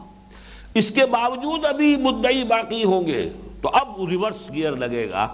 ان کے گناہ اس کے کھاتے میں ڈلنے شروع ہوں گے، اس کے اعمال کے پلڑے کے اندر۔ بھائی تمہاری یہ خطا تھی، یہ غلطی تھی، یہ گناہ تھی، گناہ تم نے کیا تھا، اس نے تم پر یہ زیادتی کی تھی، تمہارا یہ گناہ اس کے حساب میں ڈالتے ہیں، یہاں تک کہ وہ دوسروں کے گناہوں کے بوجھ تلے گر کر اور دب کر جہنم میں جھونک دیا جائے۔ یہ معاملہ ہے جو کہ بین الانسانی معاملات ہیں، معاملات کے ضمن میں جو بھی کوتاہیاں ہوں گی وہ تو لازماً اس کا جو ہے ڈیبٹ کریڈٹ کا معاملہ ہو کر رہے گا، اور وہ ہوگا صرف نیکیوں اور گناہوں کا تبادلہ، اس کے سوا وہاں کوئی اور کرنسی نہیں۔ باقی یہ ضرور ہے کہ اللہ تعالیٰ نے بڑی شفقت اور رحمت فرمائی ہے، جہاں تک اپنے حقوق کا معاملہ فرمایا کہ وہ میں معاف کر دوں گا۔ اگر شرک نہیں ہے، ایک شخص سے خطا ہو رہی ہے، اللہ تعالیٰ ان اللہ لا یغفر ان یشرک بہ، اسے تو ہرگز نہیں بخشے گا کہ شرک کرے اس کے ساتھ، لیکن یہ کہ اس سے کم تر جو بھی خطائیں ہیں، ایک شخص ہے کم ہمت انسان ہے، قوت ارادی کمزور ہے، کسی شے کو چھوڑنا چاہتا نہیں چھوڑ پا رہا، نماز پڑھنا چاہتا ہے پھر بھی کمی رہ گئی ہے، کوئی اس میں کمی رہ گئی ہے، یہ جو حقوق اللہ کے معاملات ہیں اس میں اللہ تعالیٰ جو ہے بہرحال خردہ گیری کا معاملہ اس میں اللہ نہیں کریں گے، بلکہ اللہ تعالیٰ کی طرف سے اس کے بارے میں یغفر ما دون ذلک لمن یشاء، اس سے کم تر جو گناہ ہے وہ جس کو چاہے گا اللہ تعالیٰ بخش دے گا، لیکن حقوق العباد اللہ تعالیٰ معاف نہیں فرمائیں گے، وہاں تو در حقیقت لین دین ہو کر رہے گا۔ بہرحال ان دو آیات پر کہ جن دو آیات سے یہ سلسلہ کلام شروع ہوا تھا چھٹے رکوع سے، دوبارہ تازہ کر لیجئے، اب صرف 1-2 منٹ باقی ہیں تاکہ پھر جو اصل تحویلی مضمون ہے وہ ہم اب اگلے ہی سیشن سے شروع کریں، کہ یہ جو سورہ بقرہ میں 4 رکوع تمہیدی، جن میں سے پہلے 3 قسم کے انسانوں کے کردار کا نقشہ پیش کر دیا گیا، وہ لوگ جو قرآن پر ایمان لائے، جنہوں نے اس سے استفادہ کیا، ان کے کیا ہے خد و خال، ان کی سیرت کے کردار کے وہ واضح کیے گئے۔ وہ لوگ جو کفر پر اڑ گئے، سواء علیہم انذرتہم ام لم تنذرہم لا یؤمنون، ان کا معاملہ صرف 1-2 آیتوں کے اندر بیان کر دیا۔ پھر تفصیل سے گفتگو ہوئی ہے وہ کہ جو کہتے تو ہیں کہ ہم ایمان لاتے ہیں، وَمِنَ النَّاسِ مَن يَقُولُ آمَنَّا بِاللَّهِ وَبِالْيَوْمِ الْآخِرِ وَمَا هُم بِمُؤْمِنِينَ، وہ مومن نہیں۔ انہی میں منافقین تھے، انہی میں سے کچھ یہودی تھے جو مدعی تھے کہ بھارا ہم بھی مومن ہیں، ہمیں بھی مومن تسلیم کرو، ہم بھی اللہ کی توحید کو تسلیم کرتے ہیں، سینکڑوں نبیوں کے ماننے والے ہیں، چلیے زیادہ یہی ہے نا کہ ہم نے صرف محمد کو نہیں مانا صلی اللہ علیہ وسلم، لیکن یہ کہ آپ ہمیں 98% مسلمان مان لیں، 99% مان لیں، 95% مان لیں، ماننا تو پڑے گا۔ تو ان دونوں پر وہ رکوع جو ہے دوسرا وہ اپلیکیبل ہے۔ پھر تیسرے اور چوتھا رکوع یہ قرآن مجید کی دعوت اور اس کے فلسفے پر، یوں سمجھیے کہ مکی قرآن کا لب لباب، تیسرے رکوع میں دعوت اور چوتھے رکوع میں فلسفہ قرآن، فلسفہ خلافت، خلافت کی بنیاد، خیر و شر کی کشاکش جو دنیا میں رہی ہے، ابلیس اور اس کی ذریت معنوی و سلبی اور حضرت آدم اور ان کی اولاد کے درمیان جو مخاصمت، جو دشمنی ازل سے چلی آ رہی ہے اور قیامت تک جاری رہنی ہے، اس کی بنیاد یہ سارا جو ہے چوتھے رکوع میں۔ پانچویں رکوع سے شروع ہو گیا خطاب سابقہ امت مسلمہ سے، لیکن پہلا رکوع پانچواں وہ دعوت پر مشتمل ہے، اور وہ 7 آیات کسی بھی سابقہ امت مسلمہ کو دعوت دینے کے لیے، مسلمانوں میں تجدید ایمان کی دعوت برپا کرنے کے لیے، وہ گویا کہ ہمارے لیے سب سے زیادہ نمایاں ایک ہدایت، جامع ترین ہدایت ہے۔ اس کے بعد چھٹے رکوع سے لے کر اور یہ 15ویں رکوع کی 2 ابتدائی آیات تک، یہ 9 سوا 9 رکوع، یہ ہے ملامت کا حصہ۔ ان پر جو بھی قرارداد فرد جرم جو ہے وہ عائد کی گئی ہے، یہ تمہاری غلطیاں، یہ تمہاری گمراہیاں، یہ عقیدے کی، یہ عمل کی، یہ تمہاری ناشکریاں، اس کے نتیجے میں تمہیں معزول کیا گیا اس مقام سے جس پر تم 2000 برس تک فائز رہے ہو۔ پھر نوٹ کر لیجئے سن کے حساب سے تقریباً 1400 قبل مسیح میں تورات عطا کی گئی ہے، اور 610 عیسوی میں حضرت عیسیٰ کے 600 برس بعد قرآن کا نزول شروع ہوا ہے۔ تحویل قبلہ تک یوں سمجھیے کہ ابھی وہ سابقہ امت جو ہے اپنے مقام پر فائز تھی، اسی لیے حضور صلی اللہ علیہ وسلم اور مسلمانوں سے بھی 16 مہینے ان کے قبلے کی طرف رخ کر کے نماز پڑھوا دی گئی۔ تحویل در حقیقت جو ہوئی ہے کہ وہ امت اب معزول، یہ نئی امت اس مقام پر فائز کی جا رہی ہے، اس کے لیے سمبل تحویل قبلہ، اب رخ بدل جائے گا۔ اس تحویلی سلسلے کی بحث جو ہے وہ اگلی آیت سے شروع ہو رہی ہے، جو انشاءاللہ ابھی ہم چند منٹ کے بعد اس دوسرے سیشن میں پڑھیں گے۔ اقول قولی ھذا واستغفر اللہ لی ولکم ولسائر المسلمین والمسلمات۔ جیسا کہ میں نے بتا دیا تھا پچھلی مرتبہ آپ کو، بس 2-3 منٹ کا وقفہ ہوگا اور اس کے بعد ہم اگلا حصہ شروع کرنے والے ہیں۔ الحمدللہ الحمدللہ وکفی والصلاة والسلام علی عبادہ الذین اصطفیٰ، خصوصاً علی افضلہم وخاتم النبیین محمد الامین وعلی آلہ وصحبہ اجمعین۔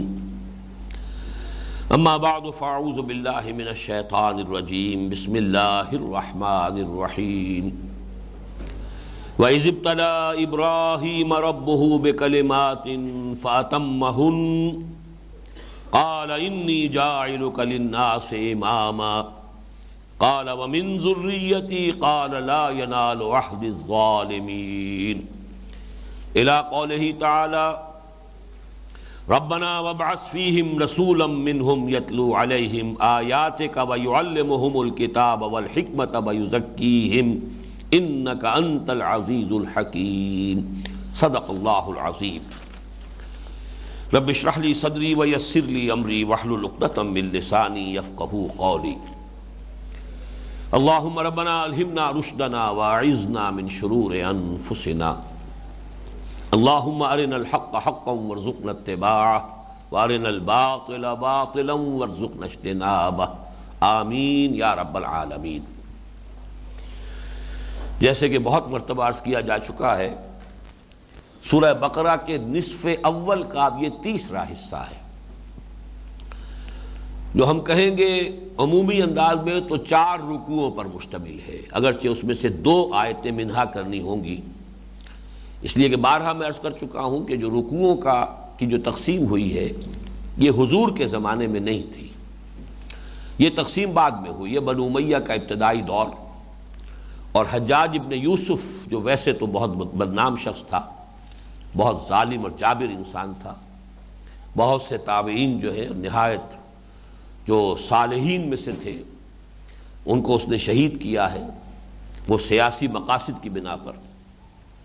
بہرحال بعض خدمات بھی اس کی ہیں، جیسا کہ پچھلے ہی نشست میں بات زیر بحث آئی تھی، جس میں جو خیر ہے اس کو بھی مانیے،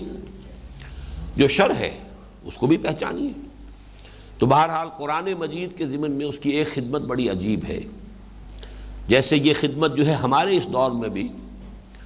جو جمال عبد الناصر مصر کے صدر تھے، ان کے ہاتھوں یہ اللہ تعالیٰ نے ایک خدمت جو ہے قرآن مجید کی کروا لی۔ ویسے بہرحال ان کے جو بھی نظریات تھے، جو افکار تھے، عروبہ، عربزم، عرب نیشنلزم، اس کے بہت بڑے پرچارک تھے۔ کہتے ہیں کہ انہوں نے یہ نعرہ بھی لگایا تھا، نحن ابناء الفراعنہ، بڑے فخر کے ساتھ، ہم فرعونوں کی نسل سے ہیں۔ بہرحال وہ ایک پہلو تھا، لیکن دوسرا پہلو یہ کہ چونکہ بہت بڑا فتنہ تھا جو اٹھا تھا، اسرائیلیوں نے، یہ جو ریاست بن گئی ان کے حوالے سے اسرائیلی کہہ رہا ہوں، حکومت اسرائیل نے بہت بڑی یوں سمجھیے سازش کے طور پر قرآن پر حملہ کیا تھا۔ کچھ قرآن مجید جو ہے اس کے ٹیکسٹ کے اندر تبدیلی کر کے بڑی تعداد میں شائع کیے اور خاص طور پر افریقی ممالک میں ان کو پھیلا دیا۔ یہ گویا کہ قرآن مجید کے متن کو محفوظ رکھنے کی جو اللہ تعالیٰ نے جو ذمہ داری اپنے اوپر لی تھی، یہ گویا کہ اس کے خلاف ایک بہت بڑی کوشش تھی۔ ظاہر ہے کہ اگر وہ برقرار رہ جائے، کچھ عرصے کے بعد 10-15 سال کے بعد کوئی شخص کہے گا لو جی یہ قرآن بھی تو آخر یہ بھی چھپا ہوا ہے نا، اس کے اندر تو یوں لکھا ہے۔ وہ جو ایک سرٹنٹی ہے قرآن مجید کی اور اس کے ٹیکسٹ کے بارے میں یہ ہے کہ وہ کرپٹ نہیں ہوا ہے، انٹیگریٹی اس کے ٹیکسٹ کی، وہ تو ساری بات ختم ہو جاتی۔ تو صدر ناصر نے پھر قرآن مجید کی ترتیل کی، پورے قرآن مجید کے جو ٹیپس تیار کروائے، یہ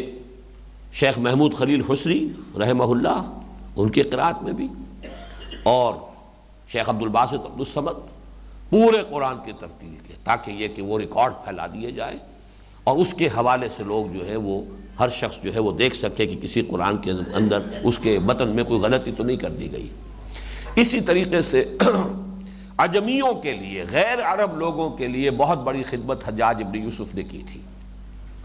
اس وقت تک قرآن مجید کے متن پہ نہ نقطے تھے، نہ زیر زبر، نہ کوئی علامات وقف، کچھ نہیں، اس لیے کہ اہل زبان تھے، وہ پہچانتے تھے۔ جیسے پرانے زمانے میں جو منشی حضرات کہلاتے تھے، وہ واقعتاً جس طرح لکھتے تھے شکستہ خط کے اندر، تو اس میں یہ نقطے نہیں لگانے کا تکلف کیا جاتا تھا، بلکہ یہ گمان ہوتا تھا کہ اگر آپ نقطے بھی لگائیں اور زیر زبر بھی لگائیں تو جسے آپ خط لکھ رہے ہیں وہ سمجھے گا کہ مجھے جاہل سمجھا انہوں نے، وہ اپنی توہین پر معمول کرے گا کہ بغیر ان نقطوں کے اور بغیر ان اشاروں کے شاید میں سمجھ نہیں سکتا تھا اس ٹیکسٹ کو۔ تو یہی معاملہ تھا، لیکن یہ کہ اس کے بعد یہ سارا کام ہوا۔ اسی دور میں پھر یہ رکوعوں کی تقسیم ہوئی۔ تو جہاں تک رکوعوں کی تقسیم کا تعلق ہے، یہ بھی میں نے بارہا عرض کیا، انٹروڈکشن ٹو دی قرآن پر بھی جو تقریریں ہوئی تھی شروع میں، جب درس دوبارہ ہم نے شروع کیا ہے سلسلے وار، کہ اکثر و بیشتر مقامات پر تو معلوم ہوتا ہے کہ صحیح جگہ پر رکوع کا جو بھی تقسیم ہوئی ہے صحیح ہوئی ہے، بعض جگہوں پر اختلاف کی گنجائش ہے۔ میرے نزدیک ان دو آیات کو سابقہ ہی 14ویں رکوع ہی میں شامل کیا جانا چاہیے تھا، اس لیے کہ وہ مضمون وہاں کلوز ہو رہا ہے، ختم ہو رہا ہے، اور در حقیقت اب اگلا مضمون جو شروع ہو رہا ہے 15واں رکوع یہاں سے شروع ہوتا، وَإِذِ ابْتَلَىٰ إِبْرَاهِيمَ رَبُّهُ، تو یہ بہتر تھا، بس ہم اسے بہتر کے انداز میں کہہ سکتے ہیں۔ باقی یہ کہ جو بھی شکل ہے، اور یہ بھی کہنے کی جرت اس لیے کر رہے ہیں، کسی صورت کے بارے میں آپ یہ بات نہیں کہہ سکتے، کسی آیت کے بارے میں آپ یہ بات نہیں کہہ سکتے۔ آیتوں کی تعیین، صورتوں کی تعیین دور نبوی میں ہو چکی، یہ حضور صلی اللہ علیہ وسلم کا فعل ہے، اور آپ کا ہر فعل جو ہے وہ گویا کہ اللہ تعالیٰ کے حکم سے ہے، اللہ کی نگرانی میں ہے، اللہ کی رہنمائی میں، وہ تو من جانب اللہ شمار ہوگا، اس میں آپ کچھ کہنے کی کوئی جرت نہ کریں، یہ جسارت جو ہے یہ بہت غلط ہے۔ البتہ رکوعوں کی پاروں کی تقسیم یہ چونکہ بعد میں لوگوں نے کی ہے، یہ خالص اجتہادی معاملہ ہے، اس میں کسی وقت کسی اختلاف کا اظہار کرنا وہ کوئی بڑی بات نہیں ہے، اس پر گھبرانا نہیں چاہیے۔ بہرحال یہ اگر ان کو 4 رکوع مانا جائے تو یہ 4 رکوع جو ہے ان میں مرکزی شخصیت حضرت ابراہیم کی ہے علیہ الصلاۃ والسلام۔ اس کی وجہ یہ کہ یہ دونوں امتیں جو ہے، سابقہ امت مسلمہ اور یہ موجودہ امت مسلمہ، یہ دونوں جا کر جمع ہو جاتی ہیں حضرت ابراہیم علیہ السلام کی ذات مبارک پر۔ حضور صلی اللہ علیہ وسلم حضرت اسماعیل کی نسل سے ہیں، اسماعیل بیٹے ہیں حضرت ابراہیم کے، بنی اسرائیل اولاد ہے یعقوب کی، اور یعقوب پوتے ہیں حضرت ابراہیم کے، بیٹے ہیں حضرت اسحاق کے، وہ بیٹے ہیں حضرت ابراہیم کے۔ تو گویا کہ حکمت کا تقاضا، اور چونکہ گزشتہ نشست میں بھی میں نے بعض باتیں کی تھی حکمت تبلیغ کے اعتبار سے، تو یہاں اس ایک اور حکمت کو سمجھ لیجئے، جب آپ کسی فرد سے گفتگو کر رہے ہوں یا کسی جماعت سے یا کسی امت سے، کسی گروہ سے، تو گفتگو کے میننگ فل اور پرپس فل اور نتیجہ خیز ہونے میں بہت مفید یہ بات ہوگی کہ آپ اپنے اور ان کے درمیان کوئی مشترک بات تلاش کیجئے، تاکہ اس مشترک بات سے بات کو آگے بڑھایا جائے۔ اس کی مثال میں دیا کرتا ہوں، وہ زپ ہوتا ہے، اس زپ کو آپ اوپر سے اس کے کونے جوڑنے کی کوشش کریں گے، یہ آخر دندانے بنے ہوئے ادھر ان کو فٹ ہو جانا چاہیے، ویسے بھی تو فٹ ہو جاتے ہیں نا، کبھی نہیں ہوگا۔ وہ تو کنارے سے اس کو کھینچتے ہوئے لائیے، وہ ہک جو ہے نیچے سے اس کو کھینچتے ہوئے لائیں گے، اوپر تک یہ مل جائیں گے، لیکن اوپر سے جوڑنے کی کوشش کریں گے تو وہ کبھی نہیں جوڑے گا۔ تو بالکل اس مثال کو ذہن میں رکھیے کہ جس سے بھی آپ بات کر رہے ہیں پہلے یہ دیکھیے کہ آپ کے اور اس کے مابین کوئی چیز کہیں تو جا کر قدر مشترک کچھ ہوگا۔ اگر فرض کیجئے ہندوؤں کے ساتھ کوئی اور شے قدر مشترک نہیں بنتی تو آخر آدمیت، انسانیت تو قدر مشترک ہے۔ آج ایک نئی تحقیق ہوئی، حضرت نوح علیہ السلام کے ماننے والے ہیں، یہ جو ان کے منو جو ہے مہانو، یہ مہانو حضرت نوح علیہ السلام کا تذکرہ ہے۔ اگر یہ بات ہو جائے، اسٹیبلش ہو جائے، اس کو واضح طور پر بیان کیا جائے تو یہ گویا کہ ایک نقطہ اشتراک بنتا ہے کہ حضرت نوح علیہ السلام کے حوالے سے بات شروع کیجئے کہ وہ بھی اللہ کے نبی تھے، بات پہنچانے میں آپ کو سہولت ہو جائے گی۔ تو اب یہاں پر بنی اسرائیل اور بنی اسماعیل، ان دونوں میں جو قدر مشترک بنتی ہے وہ شخصیت حضرت ابراہیم علیہ السلام کی، لہذا پہلے اب ان کی شخصیت کو اجاگر کیا جا رہا ہے۔ تمہارے بھی جد امجد وہ، ان کے بھی جد امجد وہ۔ وَإِذِ ابْتَلَىٰ إِبْرَاهِيمَ رَبُّهُ بِكَلِمَاتٍ فَأَتَمَّهُنَّ، اور یاد کرو جبکہ آزمایا ابراہیم کو اس کے رب نے بہت بڑی بڑی باتوں میں، تو اس نے ان سب کو پورا کر دیا۔ یہ حضرت ابراہیم علیہ السلام کی شخصیت اور ان کی زندگی میں نہیں سمجھتا کہ اس کو سم اپ کیا جا سکتا ہے اس سے زیادہ خوبصورت اور جامع الفاظ میں، مختصر ترین الفاظ۔ ویسے تو قرآن کا فلسفہ یہ ہے کہ انسانی زندگی جو دنیاوی زندگی ہے، ویسے تو انسانی زندگی بہت طویل ہے، تو اسے پیمانہ امروز و فردا سے نہ ناپ، جاویداں پہم دواں ہر دم جواں ہے زندگی، لیکن اس زندگی کا تھوڑا سا حصہ جو کاٹا گیا ہے موت کا وقفہ درمیان میں ڈال کر، یہ جو 30 سال 40 50 60 سال کا جو یہ وقفہ ہے، یہ ہے امتحان کے لیے۔ تو گویا کہ فلسفہ زندگی اسلام کا اور قرآن کا یہ ہے کہ یہ دنیاوی زندگی ایک امتحانی پیریڈ ہے، امتحانی وقفہ ہے۔ قلزم ہستی سے تو ابراہ مانند حباب، اس زیاں خانے میں تیرا امتحان ہے زندگی۔ اور اسی کو قرآن نے کہا ہے الذی خلق الموت والحیات لیبلوکم ایکم احسن عملا، جس نے یہ موت اور حیات کا یہ سلسلہ اس لیے بنایا، موت درمیان میں ال کر تمہاری زندگی کو 2 حصوں میں تقسیم کر دیا، ایک حصہ یہ دنیا کی زندگی ہے اور ایک حصہ جو ہے وہ اخروی زندگی ہے۔ یہ تقسیم کیوں کی گئی؟ لِيَبْلُوَكُمْ أَيُّكُمْ أَحْسَنُ عَمَلًا، کہ یہ جو چنک ہے 30 40 50 60 70 برس کا، اس میں تمہیں آزمائے کہ کون ہے تم میں سے بہتر عمل کرنے والے۔ تو گویا کہ حیات دنیاوی کی غرض و غایت امتحان ہے۔ یہ امتحان جو ہے حضرت ابراہیم علیہ السلام کی زندگی میں جس انداز میں آیا ہے، ظاہر ہے ایک امتحان پاس کریں گے تو اگلے کا امکان ہے، پہلے امتحان میں رہ گئے اب آگے اور امتحان کس نے لے لے؟ پرائمری پاس کریں گے تو ہائی اسکول میں جائیں گے، پھر اور امتحان پر امتحان آئیں گے، پھر میٹرک پاس کریں گے تو کالج میں جائیں گے۔ اس حوالے سے وہ ایک ایک کر کے امتحانات پورے کرتے چلے گئے، ایک ایک آزمائش میں پورے اترتے چلے گئے اور ان سب کو پورا کر دیا۔ اس ضمن پر آج سے لگ بھگ میں سمجھتا ہوں 20 سال پہلے کی بات ہے، وہ چند میری تحریریں جو مجھے بھی پسند ہے، جن میں ایک انداز جو ہے وہ آورد کا نہیں آمد کا ہے، وہ چند ہی تحریریں ہیں، جن میں ایک سورۃ العصر کا جو کتاب چاہ میرا، اس میں بھی آپ نے دیکھا ہوگا کہ ایک میری تحریر ہے۔ تحریر میں تو یقیناً جو ہے وہ آورد کا رنگ ہوتا ہے، آدمی سوچتا ہے، سوچ کر لکھتا ہے، اور ایک تقریر ہو، تقریر جو ہے اس کے اندر ایک آمد کا انداز ہوتا ہے، لیکن بعض اوقات تحریر جو ہوتی ہے اس کے اندر بھی آمد۔ تو سورۃ العصر پر میری تحریر جو ہے اس کتابچے میں، وہ اس میں مجھے بھی وہ بہت پسند ہے، آمد کا انداز ہے، ایک روانی کے ساتھ ایک خیالات آتے ہیں غیب سے، یہ خیال جو یہ مضامی خیال میں، اور غالب سریر خامہ نوائے خروش ہے، تو یہ اسی انداز میں ہے کہ وہ باتیں اسی طرح کی ایک تحریر ہے میری حضرت ابراہیم علیہ السلام کے بارے میں۔ اور عجیب اتفاق ہے کہ یہاں بھی ایک کتاب چاہے، اس میں ایک تقریر بھی ہے میری، حج کی حکمت کیا ہے اور عید الاضحیٰ کی حکمت کیا، اور ایک وہ تحریر جو ہے وہ مجھے بہت پسند ہے، بہت مختصر، لیکن حضرت ابراہیم علیہ السلام کی زندگی میں امتحانات جس تدریج اور ترتیب سے آئے ہیں، اللہ تعالیٰ نے خاص وقت میں جس کے لیے میرے ذہن کو کھولا، دل کو کھولا، قلم کو کھولا، رواں کیا، اور وہ بات بڑی خوبصورتی سے وہاں بیان ہو گئی۔ میں اس کا حوالہ دے رہا ہوں کہ وہ اس ایک آیت کی گویا کہ شرح ہے۔ اب جو مجھے یاد آ رہا ہے ابھی حال میں تو میں نے نہیں پڑھا ہے اسے، کہ سب سے پہلا امتحان ہے عقل اور فطرت کا امتحان۔ یہ جو عقل انسانی، فطرت انسانی، یہ جو اللہ تعالیٰ نے دے کر بھیجا ہے، دس از دی گیون ہر انسان کے لیے، لیکن یہ کہ اس عقل و فطرت کا امتحان کیا ہے، اس مادی دنیا میں رہتے ہوئے غیب کے پردوں میں، جبکہ حقائق اصل جو ہیں ہماری نگاہوں سے چھپے ہوئے ہیں، غیب کا پردہ ہمارے اور ان کے درمیان حائل ہے، اور پھر یہ کہ جیسا ماحول ہوگا اس کے اعتبار سے عقل کا یہ امتحان اور مشکل سے مشکل تر ہو جائے گا۔ حضرت ابراہیم کے زمانے میں یوں سمجھیے کہ ظلمات بعضها فوق بعض، ہر نوع کا شرک موجود تھا، بت پرستی کا شرک موجود، ستارہ پرستی کا شرک موجود، پھر وہ جو سیاسی شرک ہے، بادشاہ کہہ رہا ہے کہ میں خدا ہوں، ساورنٹی کا تصور،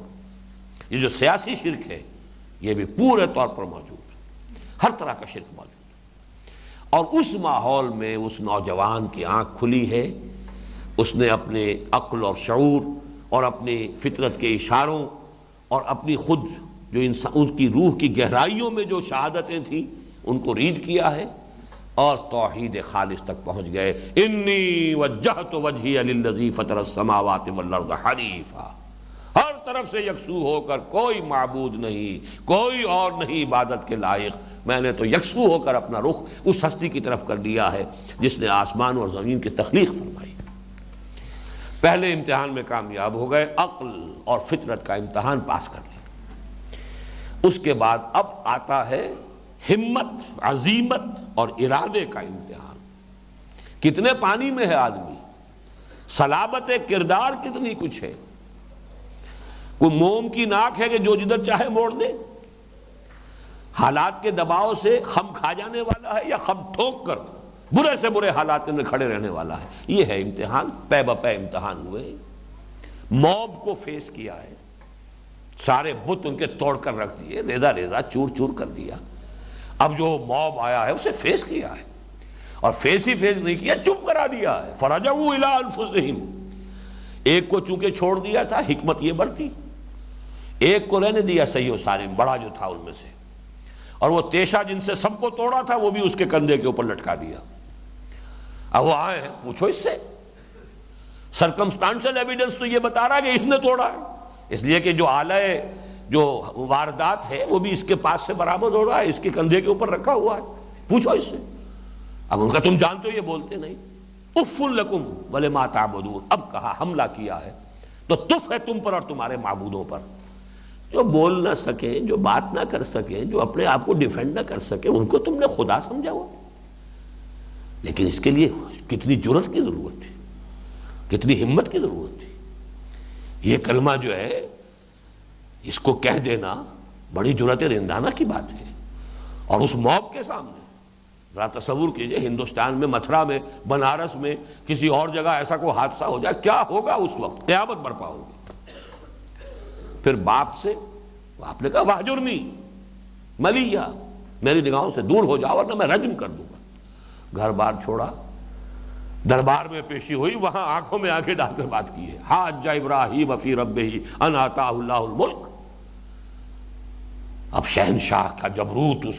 اس کی شان و شوکت، اور یہ اللہ کا بندہ کھڑا ہے، لیکن جیسے آنکھوں میں آنکھیں ڈال کر بات کی ہے، محاجہ کیا ہے، حجت پوری کی پوری جو ہے دلائل کے ساتھ اس کی بات کو غلط ثابت کیا ہے، جس کا نتیجہ پھر یہ نکلا جیسے وہ موب ہکا بکا ہو کے رہ گیا تھا۔ جواب کیا دیں اب اس کو؟ اپنے دلوں میں جھانکا انہوں نے، بات تو یہی ٹھیک کہہ رہا ہے، تم ہو غلط راستے پر، لیکن بہرحال ماننا تو نہیں ہے اس کو۔ اسی طرح وہ نمرود جو ہے، فَبُہِتَ الَّذِي كَفَرَ، مبہوت ہو کر رہ گئے۔ اچھا خدائی کا دعویٰ ہے تو میرا رب وہ ہے جو سورج کو مشرق سے نکالتا، تم مغرب سے نکال کے دکھاؤ۔ اب یہ کہ وہ دلیل کیا تھی، مناظرہ، ایک فن مناظرہ جو ہے اپنی جگہ پر ایک علیحدہ شے ہے۔ وہ یہ ہے کہ آپ خصم کہلاتا ہے مناظرے کے اندر، خصم دشمن کو کہتے ہیں، کہ خصم کو چپ کرانا ہے۔ اصل میں مناظرہ میں قائل کرنا پیش نظر نہیں ہوتا، کوئی مناظر کبھی اپنے اس خصم کو جو اس کے مقابلے میں آیا ہوا ہے اسے قائل کرنے کی کوشش نہیں کرتا، قائل کرنے کی کوشش کرے گا مار کھا جائے گا۔ وہاں تو یہ چپ کرنا ہے اس کو، وہ چپ کرنے والی بات تھی۔ فَبُہِتَ الَّذِي كَفَرَ، ایک بات میں تو اس نے کہا، جب حضرت ابراہیم نے فرمایا میرا رب وہ ہے جو زندہ رکھتا ہے اور مارتا ہے. ربی الذی یحیی و یمیت. کہا اچھا لو میں کر کے دکھاتا ہوں. 2 آدمی جو ہے قید خانے سے بلوائے، دونوں قیدی تھے، دونوں کو سزائے موت کا حکم ہو چکا تھا. ایک کو کہا میرا اختیار ہے، چلو جاؤ تمہیں میں نے معاف کیا، تمہیں زندہ رکھا. دوسرے کی گردن اسی میں توڑوا دی. دیکھو میں نے جس کو چاہا زندہ رکھا، جس کو چاہا مارا. اب اس کے بعد آخری بات، ترب کا پتہ کہیے. ٹھیک ہے پھر میرا رب وہ ہے جو سورج کو مشرق سے نکال رہا ہے. فاتح بہا من المغرب فبہت الذی کفر. پھر جو بات ہوئی ہے جاری ہے، اس کو آگ کے اندر ڈالو، جلاؤ، اس کو پتہ چل جائے گا، ہوش ٹھکانے آ جائیں گے. اور اس کا ایک نقطہ بہت کم لوگوں پر واضح ہے. قرآن مجید یہ کہتا ہے کہ اس پر بھی وہی لوگ جو ہے ناکام ہوئے. کیوں ناکام ہوئے؟ کس بات میں ناکام ہوئے؟ ان کا مقصد کیا تھا؟ وہ یہ سمجھ رہے تھے کہ جب دیکھے گا وہ آگ دہتی ہوئی تو سب نشہ ہرن ہو جائے گا توحید واحد کا. یہ سارا جو ہے جب موت نظر آئے گی، دہتی ہوئی بٹی نظر آئے گی، تو اس وقت جو ہے یہ سب ختم ہو جائے گا معاملہ. رجوع کرے گا، توبہ کرے گا. لیکن بے خطر کود پڑا آتش نمرود میں، عشق عقل ہے محو تماشائے لب بام ابھی. ناکام ہو گئے. بہرحال اللہ نے جو کیا اپنی قدرت سے، اس کو جس طریقے سے یا نارو کونی بردن و سلامن علی ابراہیم. اب یہ ہے درجہ بدرجہ امتحانات. پھر ہجرت ہو رہی ہے، آج شام میں گئے ہیں، کل مصر گئے ہیں.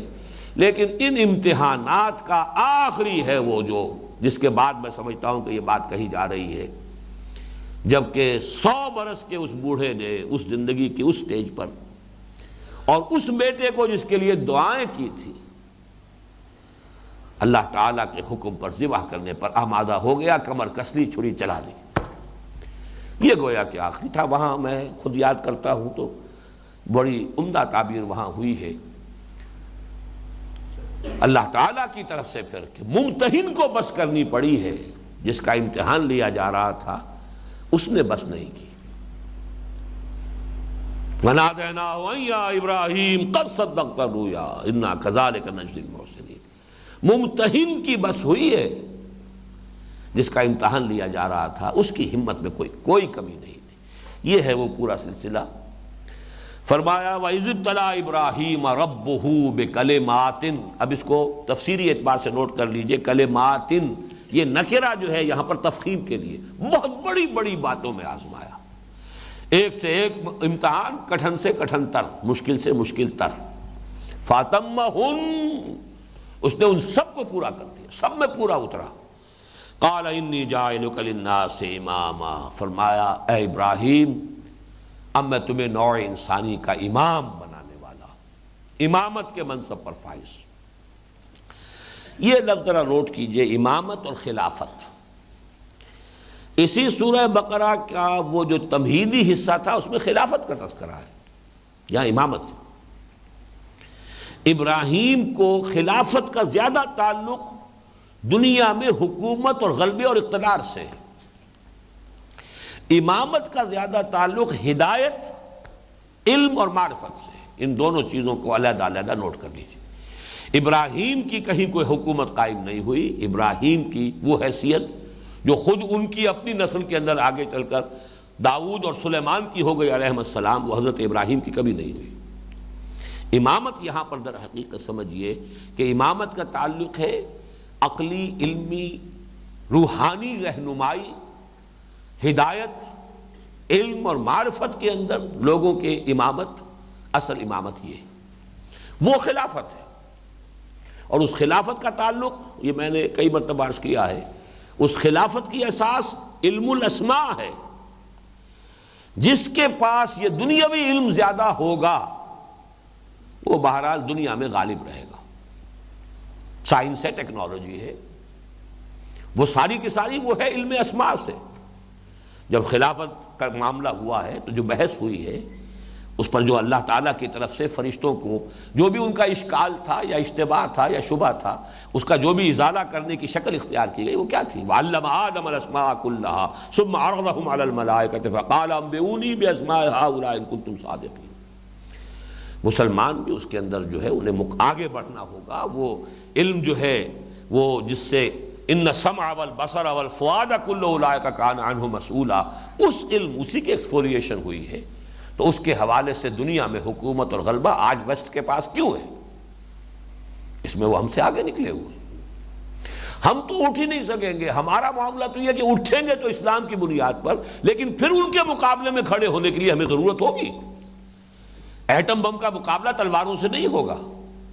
اس کے لیے بہرحال وہ چیزیں جو ہے انسان کو سیکھنی ہوں گی، اور ہم نے سیکھی. لیکن اگرچہ ابتدائی جو انقلابی عمل ہے اس میں فیصلہ کن شے ایمان اور عمل صالح ہے، لیکن اس کے بعد اس کو کنٹینیو کرنا اور دنیا میں اس کا جو غلبے کا دوام اور تسلسل ہے وہ اس کے بغیر نہیں ہے. تو قرآن مجید کے ان دو مقامات کے حوالے سے چوتھے رکوع میں خلافت کا تذکرہ ہے، وہاں وہ علم الاسماء کا معاملہ ہے، اور جو اصل ہے دوسرا علم اس کا آخر میں تذکرہ ہوا ہے. فَإِمَّا يَأْتِيَنَّكُم مِّنِّي هُدًى فَمَن تَبِعَ هُدَايَ فَلَا خَوْفٌ عَلَيْهِمْ وَلَا هُمْ يَحْزَنُونَ. اس کا کوئی تعلق اس سے نہیں ہے. وہ بات تو پوری ہو چکی. فرشتوں کو حضرت آدم کے سامنے سجدہ کرنے کا حکم دیا جا چکا. وہ کورونیشن جو ہے حضرت آدم کی خلیفۃ اللہ کی حیثیت سے وہ ہو چکی. وہ سارا معاملہ ہو چکا ہے. پھر ابلیس کا چیلنج بھی آ گیا، اور ابلیس کی جو ہے اس نے جس طریقے سے انہیں گمراہ کیا اس کا بھی تذکرہ ہو گیا. پھر اللہ تعالیٰ نے ان کی توبہ قبول کر لی. اب جو انہیں اس جو بھی حبوط ہے، جو زمین کا جہاں کی خلافت دی جا رہی تھی اس کا چارج دیا جا رہا ہے، اب ذکر ہو رہا ہے فَإِمَّا يَأْتِيَنَّكُم مِّنِّي هُدًى فَمَن تَبِعَ هُدَايَ فَلَا خَوْفٌ عَلَيْهِمْ وَلَا هُمْ يَحْزَنُونَ. اس ہدایت کا تعلق ہے نبوت سے، ہدایت سے، امامت سے. اور در حقیقت انی جاعلک للناس اماما کا مطلب یہی ہے کہ حضرت ابراہیم کے بعد نبوت کا سلسلہ صرف ذریت ابراہیمی کے اندر رہ گیا. کوئی نبی ذریت ابراہیمی سے باہر نہیں آ سکتا. اور یہ ہمارے منتخب نصاب میں سورہ حدید جو اس کے آخری چھٹے حصے کی حیثیت رکھتی ہے، اس میں جو آیت ہے وَلَقَدْ أَرْسَلْنَا نُوحًا وَإِبْرَاهِيمَ وَجَعَلْنَا فِي ذُرِّيَّتِهِمَا النُّبُوَّةَ وَالْكِتَابَ. ہم نے ہی بھیجا تھا نوح کو بھی اور ابراہیم کو بھی، اور ہم نے انہی کی نسل میں ذریت میں رکھ دی ہے نبوت اور کتاب. یعنی حضرت نوح علیہ السلام کے بعد حضرت نوح کی نسل، ویسے تو باقی تمام ویسے نوع انسانی ویسے ہی ختم ہو گئی، اس کے بعد تو جو بھی اور جو نوع انسانی ہے وہ ہے ہی حضرت نوح کی نسل میں سے. لیکن حضرت ابراہیم کے بعد اب یہ نبوت جو ہے وہ صرف حضرت ابراہیم کی نسل میں سے. چنانچہ 2000 برس تک، بلکہ 2500 برس تک یہ سلسلہ رہا بنی اسرائیل میں. حضرت اسماعیل صرف واحد ہیں اللہ کے نبی جو کہ اس شاخ کے اندر ہے. باقی حضرت اسماعیل کے بعد سے لے کر اور حضرت محمد تک صلی اللہ علیہ وسلم 2500 برس تک کوئی نبوت کوئی رسالت نہیں. وہ نبوت و رسالت حضرت اسحاق بھی نبی ہے، یعقوب بھی نبی ہے، پھر حضرت یوسف نبی ہے، پھر آگے چل کر تھوڑے سے وقفے کے بعد حضرت موسیٰ بحیثیت رسول آئے. حضرت موسیٰ سے حضرت عیسیٰ تک 1400 برس تک نبوت کا تار ٹوٹا ہی نہیں. کانت بنو اسرائیل تسوسهم الانبیاء کلما ہلک نبی خلفہ نبی. بخاری کی روایت ہے، حضور نے فرمایا صلی اللہ علیہ وسلم بنی اسرائیل کی سیاست اور حکومت کے معاملات انبیاء کے ہاتھ میں ہوتے تھے. جیسے ہی کسی نبی کا انتقال ہوتا تھا اس کا جانشین بھی کوئی نبی ہی ہوتا تھا. یہ تار چلتا رہا. دونوں شاخیں وہی ہیں. تیسری شاخ اور بھی ہے، یہ بنی قطورہ کہلاتے ہیں. حضرت ہاجرہ سے حضرت اسماعیل ہوئے، حضرت سارہ سے حضرت اسحاق ہوئے. ایک قطورہ تیسری اہلیہ بھی حضرت ابراہیم کی ہے، بعد میں جن سے شادی کی ہے. ان کی نسل میں بڑے کئی بیٹے ان کے اور تھے، جن میں سے صرف ایک زیادہ مشہور ہوا مدین یا مدیان. اور اس نسل میں حضرت شعیب ہوئے ہیں جن کو وہ اللہ کے رسول کی حیثیت سے بھیجے گئے. لیکن بہرحال نبوت و رسالت حضرت ابراہیم علیہ السلام کی ذریت سے باہر جانے کا کوئی سوال نہیں. اب تو ویسے ہی دروازہ بند ہے، لیکن یہ ایک علمی مسئلہ ہے. تاریخی اعتبار سے اس کو پہچان لینے کی ضرورت ہے کہ حضرت ابراہیم کے بعد نبوت و رسالت کا معاملہ صرف ان کی ذریت کے ساتھ ہے، اور اسی سے تعلق امامت کا ہے. وَإِذِ ابْتَلَىٰ إِبْرَاهِيمَ رَبُّهُ بِكَلِمَاتٍ فَأَتَمَّهُنَّ قَالَ إِنِّي جَاعِلُكَ لِلنَّاسِ إِمَامًا قَالَ وَمِن ذُرِّيَّتِي. نوٹ کیجئے ان الفاظ کو. جب اللہ نے فرمایا میں تمہیں پوری نوع انسانی کا امام بنانے والا ہوں، سوال کیا اور میری اولاد میں سے. یہ وعدہ، یہ جو پیشین گوئی یا خوشخبری جو ہے، یہ صرف میری ذات سے متعلق ہے یا میری اولاد سے بھی متعلق ہے؟ قال لا ينال عهد الظالمین. اب یہاں جملہ تو ایک ہے، اس میں دو معنی ہے. ہاں ہے، تمہاری اولاد میں رہے گی. ہاں جو ان میں سے ظالم ہوں گے وہ اس میں شامل نہیں ہوں گے. یعنی اگرچہ بات بظاہر صرف نفی کی آ رہی ہے، اس نفی میں ایک اس بات امپلائیڈ ہے ہاں، لیکن تمہاری نسل میں سے جو ظالم ہوگا، مشرک ہوگا، باغی ہوگا، ناہنجار ہوگا، وہ اس کے اندر شامل نہیں ہوگا اس عہد کے اندر. گویا کہ باقی جو ہوں گے نیک ہوں گے، صالح ہوں گے، جو اس طریقے پر چلنے والے ہوں گے، وہ اس عہد میں یا اس وعدے میں یا اس بشارت میں انکلوڈڈ ہے. یہ اس میں امپلائیڈ ہے یہ پہلو، لا ینال عہد الظالمین. اور یہ نوٹ کر لیجئے اس حصے کے بارے میں دو باتیں. ایک تو یہ کہ در حقیقت یہ وہی بات ہے جو سورہ بقرہ کے اس حصے میں جو ہم ختم کر چکے ہیں، خطاب بنی اسرائیل، اس میں 2 مرتبہ آ چکا ہے. الفاظ مختلف ہیں. 8ویں رکوع کی پہلی آیت، ان الذین آمنوا والذین ہادوا والنصارى والصابئین من آمن باللہ والیوم الآخر وعمل صالحا فلا خوف علیہم ولا هم یحزنون. اللہ تعالیٰ کے ہاں جو بھی وعدے ہیں وہ کسی قومیت سے متعلق نہیں ہے، کسی امت میں بظاہر شامل ہونے سے ان کا تعلق نہیں ہے. تعلق ہوگا اس سے کس کے پاس حقیقی ایمان ہے، ذاتی ایمان، اور کس کا عمل درست ہے. ذریت ابراہیمی سے بھی تعلق ہوا کرے، لیکن یہ کہ اگر وہ ایمان اور عمل صالح نہیں ہے تو اس عہد میں وہ شامل نہیں. اور پھر یہ مضمون ہم پڑھ چکے ہیں ابھی کچھ ہی عرصے پہلے، 1-2 نشستوں قبل، آیت نمبر 112، بلا من اسلم وجہہ للہ وہو محسن فلہ اجرہ عند ربہ ولا خوف علیہم ولا هم یحزنون. کیوں نہیں؟ جو کوئی بھی اپنے آپ کو سپرد کر دے اللہ کے پوری خوبصورتی کے ساتھ، بحسن وجوہ، اس نے اپنے آپ کو اللہ کے حوالے کر دیا ہو، اس کے لیے اس کا اجر بھی اس کے رب کے ہاں محفوظ ہے، اور اس کے لیے نہ کوئی حزن ہے نہ خوف ہے. وہی بات یہاں تیسری مرتبہ آ گئی کہ ابراہیم اپنے مقام پر جو کچھ ہے، 3 نسبتیں ابراہیم کی، ابو الانبیاء، خلیل اللہ حضرت ابراہیم علیہ السلام، اور امام الناس، اللہ کے ساتھ نسبت خلت کی، خلیل اللہ، واتخذ اللہ ابراہیم خلیلا. اور کسی کے بارے میں لفظ آپ کو قرآن میں نہیں ملے گا.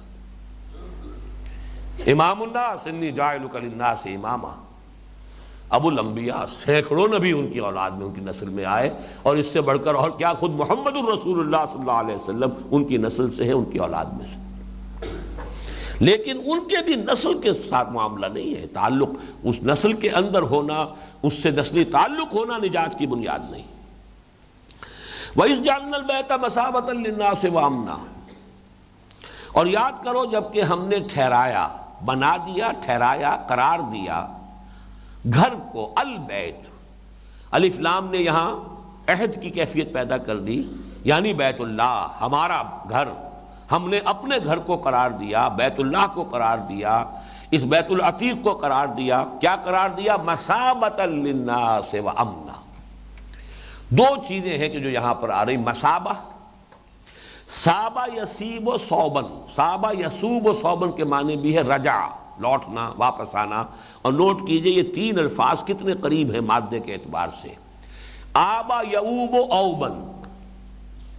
آئبونا تائبونا لربنا حامدون. آپ سفر پر گئے ہو، واپس آئے ہیں تو گھر میں داخل ہوتے ہوئے آئبونا تائبونا لربنا حامدون، ہم آئے ہیں، لوٹ رہے ہیں اپنے رب کی طرف، اپنے گھر کی طرف، اور اللہ کی طرف بھی رجوع کر رہے ہیں. یہ رجوع کی کیفیت کو اس طرف بھی منسوب کر دیا جائے، اور اپنے رب کی حمد کرتے ہوئے واپس آ گئے. تابہ یتوب و توبن، توبہ کرنا، اللہ کی طرف رجوع کرنا، یہ ایک خاص بن گیا، ایک اصطلاح بن گئی. اور صابہ یسوب و صوبن، یہ بھی لوٹنا. مصابہ کہتے ہیں لوٹنے کی جگہ، بار بار آنے کی جگہ، یا جس کو کہیں گے مرکز. یہ در حقیقت بیت اللہ،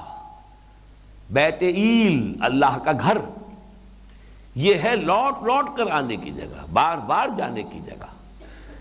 جیسے کہ حج کے بارے میں بھی ایک حدیث موجود ہے کہ جو شخص مقدرت رکھتا ہو اور 5 سال سے زیادہ عرصہ گزر گیا اور اس نے حج نہ کیا ہو تو اللہ تعالیٰ کے ساتھ اس کا معاملہ جو ہے پھر وہ مشکوک ہو جاتا ہے. مجھے ایگزیکٹ جو ہے وہ یاد نہیں ہے. میں حیران تھا جب تک کہ میرے علم میں یہ حدیث نہیں آئی تھی کہ سعودی حکومت نے ایک فیصلہ کیا تھا کہ جو لوگ وہیں جا کر آباد ہو گئے، پاکستانی یا ہندوستانی یا اور دوسرے لوگ جو وہاں پر کام کر رہے ہیں، اب وہ ہر سال حج کرنے آ جاتے تھے، جس کی وجہ سے حج میں انتہائی ازدحام اور ہجوم، اور پھر چونکہ وہ وہیں کے رہنے والے ہیں، نہ وہ کوئی معلم کرتے تھے، نہ وہ کوئی خیمے لیتے تھے، اس کا خرچ کاہے کو کرنا ہے، سڑکوں پر ڈیرے ڈال دیے، گندگی اور غلاظت اس کی وجہ سے، تو سعودی عرب کی حکومت نے ان پر پابندی لگائی تھی 5 سال کی۔ جس نے ایک دفعہ حج کر لیا 5 سال تک اب نہیں کر سکتا، مت آئے، ان کے ٹھپا لگا دیا جاتا تھا۔ تو میں حیران تھا یہ 5 سال کہاں سے لے کے آئے یہ؟ تو معلوم ہوا کہ ہے، چونکہ ان کے ہاں بہرحال وہ شیخ عبدالعزیز ابن باز، ان کا ایک دارالافتاء ہے، اس کا پورا نظام ہے، تو وہ حدیث بھی نظر سے گزری، اور کوئی مجھے یاد آیا تھا اس کے بعد کہ ایسا ہوتا ہے، اگرچہ ویسے تو انسان کی خواہش ہوتی ہے ہر سال حج کرے، لیکن اب جو حج میں ازدحام ہوتا ہے اس کی وجہ سے اللہ معاف کرے، لیکن میری کیفیت یہ رہی ہے کہ ہر حج کے بعد آدمی سوچتا ہے کہ اب دوبارہ میں حج کے لیے نہیں آؤں گا، عمرہ جو ہے اللہ تعالیٰ جب بھی موقع عنایت کر دے، اس لیے کہ حج پر تو معاملہ واقعتاً اب برداشت سے باہر ہو گیا ہے، اور اب چونکہ عمر بھی بڑھتی جا رہی تھی تو وہ قوت جو ہے مقاومت کی اور برداشت کی اس میں بھی کمی ہے۔ لیکن یہ کہ میں نے محسوس کرنا شروع کر دیا تھا کہ 5-6 سال کے بعد وہ جیسے حرک سی اٹھتی ہے اندر سے، تو خود اندر سے ایک جذبہ دوبارہ ابھرتا تھا یا ابھرتا ہے کہ جانا چاہیے۔ تو پھر جب یہ حدیث سامنے آئی تو اس سے مجھے تشفی ہوئی، اطمینان ہوا۔ ایک یہ بھی ہوا کہ کچھ اندر کوئی شے جو ہے اس کی کوئی مطابقت ہے اس کتاب و سنت کے ساتھ، کہ اگرچہ وہ حدیث میرے علم میں نہیں تھی لیکن اب آ گئی۔ بہرحال مثابہ اسی سے لفظ بنا ہے ثواب۔ ثواب کیا ہے؟ آپ کے نیک عمل کا بدلہ جو لوٹ کر آئے گا آپ کے پاس، لوٹ کر آنے والی شے، آپ کے عمل کا وہ نتیجہ جو آپ کو واپس ملنے والا، وہ ثواب ہے۔ تو مثابہ کہتے ہیں لوٹ کر بار بار آنے کی جگہ، اور اس کو اب آپ زیارت گاہ کہیں، جو بھی کہیں، مثابۃ للناس، لوگوں کے لیے، اہل ایمان کے لیے ہم نے اسے مرکز بنایا ہے۔ وہ امنا، اور امن کی جگہ، اور یہ امن کا معاملہ اس کا ایسے رہا ایام جاہلیت میں، اور ہر شے ختم ہو گئی لیکن بیت اللہ کا اور حرم کا امن نہیں گیا۔ انتہائی جاہلیت کے اندر بھی یہ رہا ہے، اور جیسا کہ آپ کو معلوم ہے قبائلی زندگی میں انتقام اور بدلہ، یہ آگ سلگتی رہتی ہے۔ کسی کے باپ کو کسی نے قتل کر دیا، اب اس کے اندر تو اس کے لیے چین نہیں ہے، آرام نہیں ہے، زندگی کی کسی شے میں اس کے لیے کوئی دلچسپی نہیں ہے، کوئی اٹریکشن نہیں ہے، جب تک کہ وہ بدلہ نہ چکا لے اور اپنے باپ کے قاتل کو قتل نہ کرے۔ لیکن یہ ہوتا تھا کہ کوئی شخص اپنے باپ کے قاتل کی تلاش میں جو ہے وہ مارا پھرتا رہا ہے، لیکن اسے حرم میں نظر آ جاتا ہے قاتل، وہاں اسے وہ کچھ نہیں کہے گا، بالکل نہیں کہے گا۔ یہ حرم میں، اللہ کے امان میں۔ اسی طرح باپ کا قاتل بڑا مشہور واقعہ ہے، ایک شخص جو تلاش کرتا رہا سال ہر سال سے، ایک روز رات کے وقت ایک شخص نے آ کے پناہ مانگی اور ایک رات گزارنے کے لیے وقت جگہ اجازت طلب کی۔ صبح دیکھا تو وہ تو میرے باپ کا قاتل ہے یہ، لیکن امان دے چکا ہوں، مہمان کے ساتھ معاملہ نہیں ہوگا، چھوڑ دیا۔ یہ ان کی روایات تھیں، اور یہ روایات جو ہے اس پر وہ پوری طرح کاربند تھے۔ بہرحال امن کا معاملہ بیت اللہ کے ساتھ، حرم کے ساتھ، یہ وہ شے ہے کہ جو ان معجزات میں سے ہے کہ یہ چاہے اس کی بے حرمتی اور پہلوؤں سے ہو گئی، چاہے اسے شرک کا اڈا بنا دیا، توحید ختم ہوئی، لیکن یہ کہ امن کا معاملہ جو ہے وہ بدترین دور میں بھی اس کا قائم رہا ہے۔ اپنے جانی دشمن کو، اپنے جو بھی برے سے برا جو ہے کوئی یعنی دشمن ہے، اس کو بھی اگر وہاں دیکھیں گے وہاں کوئی گدن نہیں پہنچائیں گے۔ وَاتَّخِذُوا مِن مَّقَامِ إِبْرَاهِيمَ مُصَلًّى، البتہ یہاں ایک بات نوٹ کیجئے، باقی تو بہت سی باتیں جو اس رکوع میں آ رہی ہیں وہ تورات میں موجود ہیں، ساری ہی تقریباً موجود ہیں، لیکن تورات میں جو تحریف کی گئی ہے وہ یہ کہ بیت اللہ کے ذکر کو وہاں سے کھرچ کر نکال دیا۔ حضرت اسماعیل کی بجائے حضرت اسحاق کو ذبیح اللہ قرار دینے کے لیے تحریف کی گئی تورات کے اندر، اور یہ کہ مروہ کو مریا بنایا گیا۔ بکہ، مکے کا ایک نام بکہ ہے، بلکہ قدیمی نام بکہ ہے، بک کہتے ہی شہر کو ہے، بال بک، بال کا شہر، یہ عراق کے اندر جہاں کے بہت بڑا معبود بال تھا، تو بال بک، سٹی آف بال، یہ سٹی آف اللہ بیت العیل، یہ در حقیقت اس کے لیے بھی لفظ بکا تھا، لیکن یہ کہ وادی بکا نام رکھا گیا ایک فلسطین کی وادی کا، تاکہ اس پہ سارا توجہ جو ہے وہ ادھر مرکوز کر دی جائے، اور حضرت اسماعیل کا تذکرہ موجود ہے، حضرت حاجرہ کا تذکرہ موجود ہے، لیکن ذبیح اللہ ہونے کی حیثیت جو ہے حضرت اسماعیل کی وہ ختم کی گئی۔ یہ جو بیت اللہ کا معاملہ ہے اس کا تذکرہ وہاں سے نکالا گیا، اس کے کوئی ذکر تورات میں آج موجود نہیں۔ اور اس ضمن میں یہ ہے کہ جس قدر انہوں نے، جیسا کہ آپ کہتے ہیں نا چور کے پاؤں نہیں ہوتے،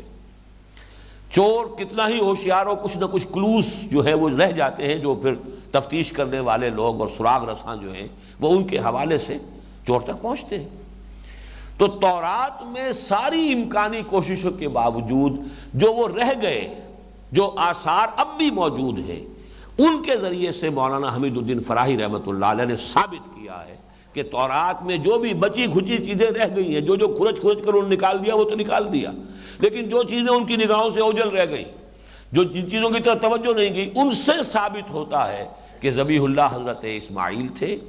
اور ان کی قربانی کی جگہ جو ہے یہ مروہ ہے، جس کو مریا بنا کر وہ کہیں اور لے گئے، اور وہ بکہ شہر بکہ ہے، جس کے لیے انہوں نے وادی بکا جو ہے وہ نام رکھا ہے فلسطین کی ایک وادی کا، بیکا ویلی۔ اب آج کل بھی آپ پڑھتے ہوں گے فلسطین کے اسرائیل کے تذکرے میں بیکا ویلی وہ بکا ہے، لیکن یہ کہ ثابت کیا ہے تورات کے ذریعے سے کہ حضرت ابراہیم علیہ السلام کا تعمیر کردہ گھر یہ ہے، اور یہ قبلہ رہا ہے بنی اسرائیل کے لیے بھی۔ سب سے بڑی بات یہ ثابت کی کہ بنی اسرائیل، حضرت یروشلم تو بنا ہے حضرت ابراہیم علیہ السلام کے تقریباً 500 برس بعد، حضرت ابراہیم کے، حضرت سلیمان کے زمانے میں علیہ السلام، لیکن اس وقت ان کا جو خیمے چلتے تھے، ان میں جو قربان گاہ ہوتی تھی، اس خیموں کا ثابت کیا ہے ان کی اپنی تورات سے کہ جو بڑی قربانیاں ان کے یہاں ہوتی تھی، ایک قدس الاقداس کی بڑی قربانی ہوتی تھی، ایک سالانہ قربانی جیسے ہمارے ہاں ہوتی ہے عید الاضحیٰ کی، وہ جو قربانی ان کے ہاں ہوتی تھی، وہ قربانی دینے والا ایسے کھڑا ہوتا تھا کہ جنوب کی طرف اس کا رخ ہوتا تھا، جانور کو اپنے سامنے جنوب کی طرف لٹا کر خود اس کے شمال میں کھڑا ہو کر، تاکہ رخ جو ہے وہ جنوب کی طرف ہوتا تھا، اور جنوب میں یہی بیت اللہ ہے، جنوب کی ڈائریکشن کا سبب کوئی اور ہو ہی نہیں سکتا۔ تو یہ ہے اصل میں ایک عربی زبان میں کتاب لکھی تھی مولانا فراہی نے، الرأی الصحیح فی من هو الذبیح، یعنی صحیح رائے اس مسئلے میں کیا ہے کہ ذبیح کون ہے۔ بدقسمتی سے یہودیوں کے زیر اثر ہمارے بعض بڑے بڑے مفسرین بھی اس مغالطے میں مبتلا ہو گئے۔ غالباً ابن جریر طبری نے بھی یہ رائے ان کی قبول کر لی ہے کہ ذبیح اللہ اسحاق ہے، میری اگر یادداشت دھوکہ نہیں کر رہی، لیکن یہ کہ بہت بڑے مفسر جو ہے وہ اس مغالطے میں مبتلا ہوئے ہیں، اور غالباً وہ ابن جریر طبری ہے رحمہ اللہ۔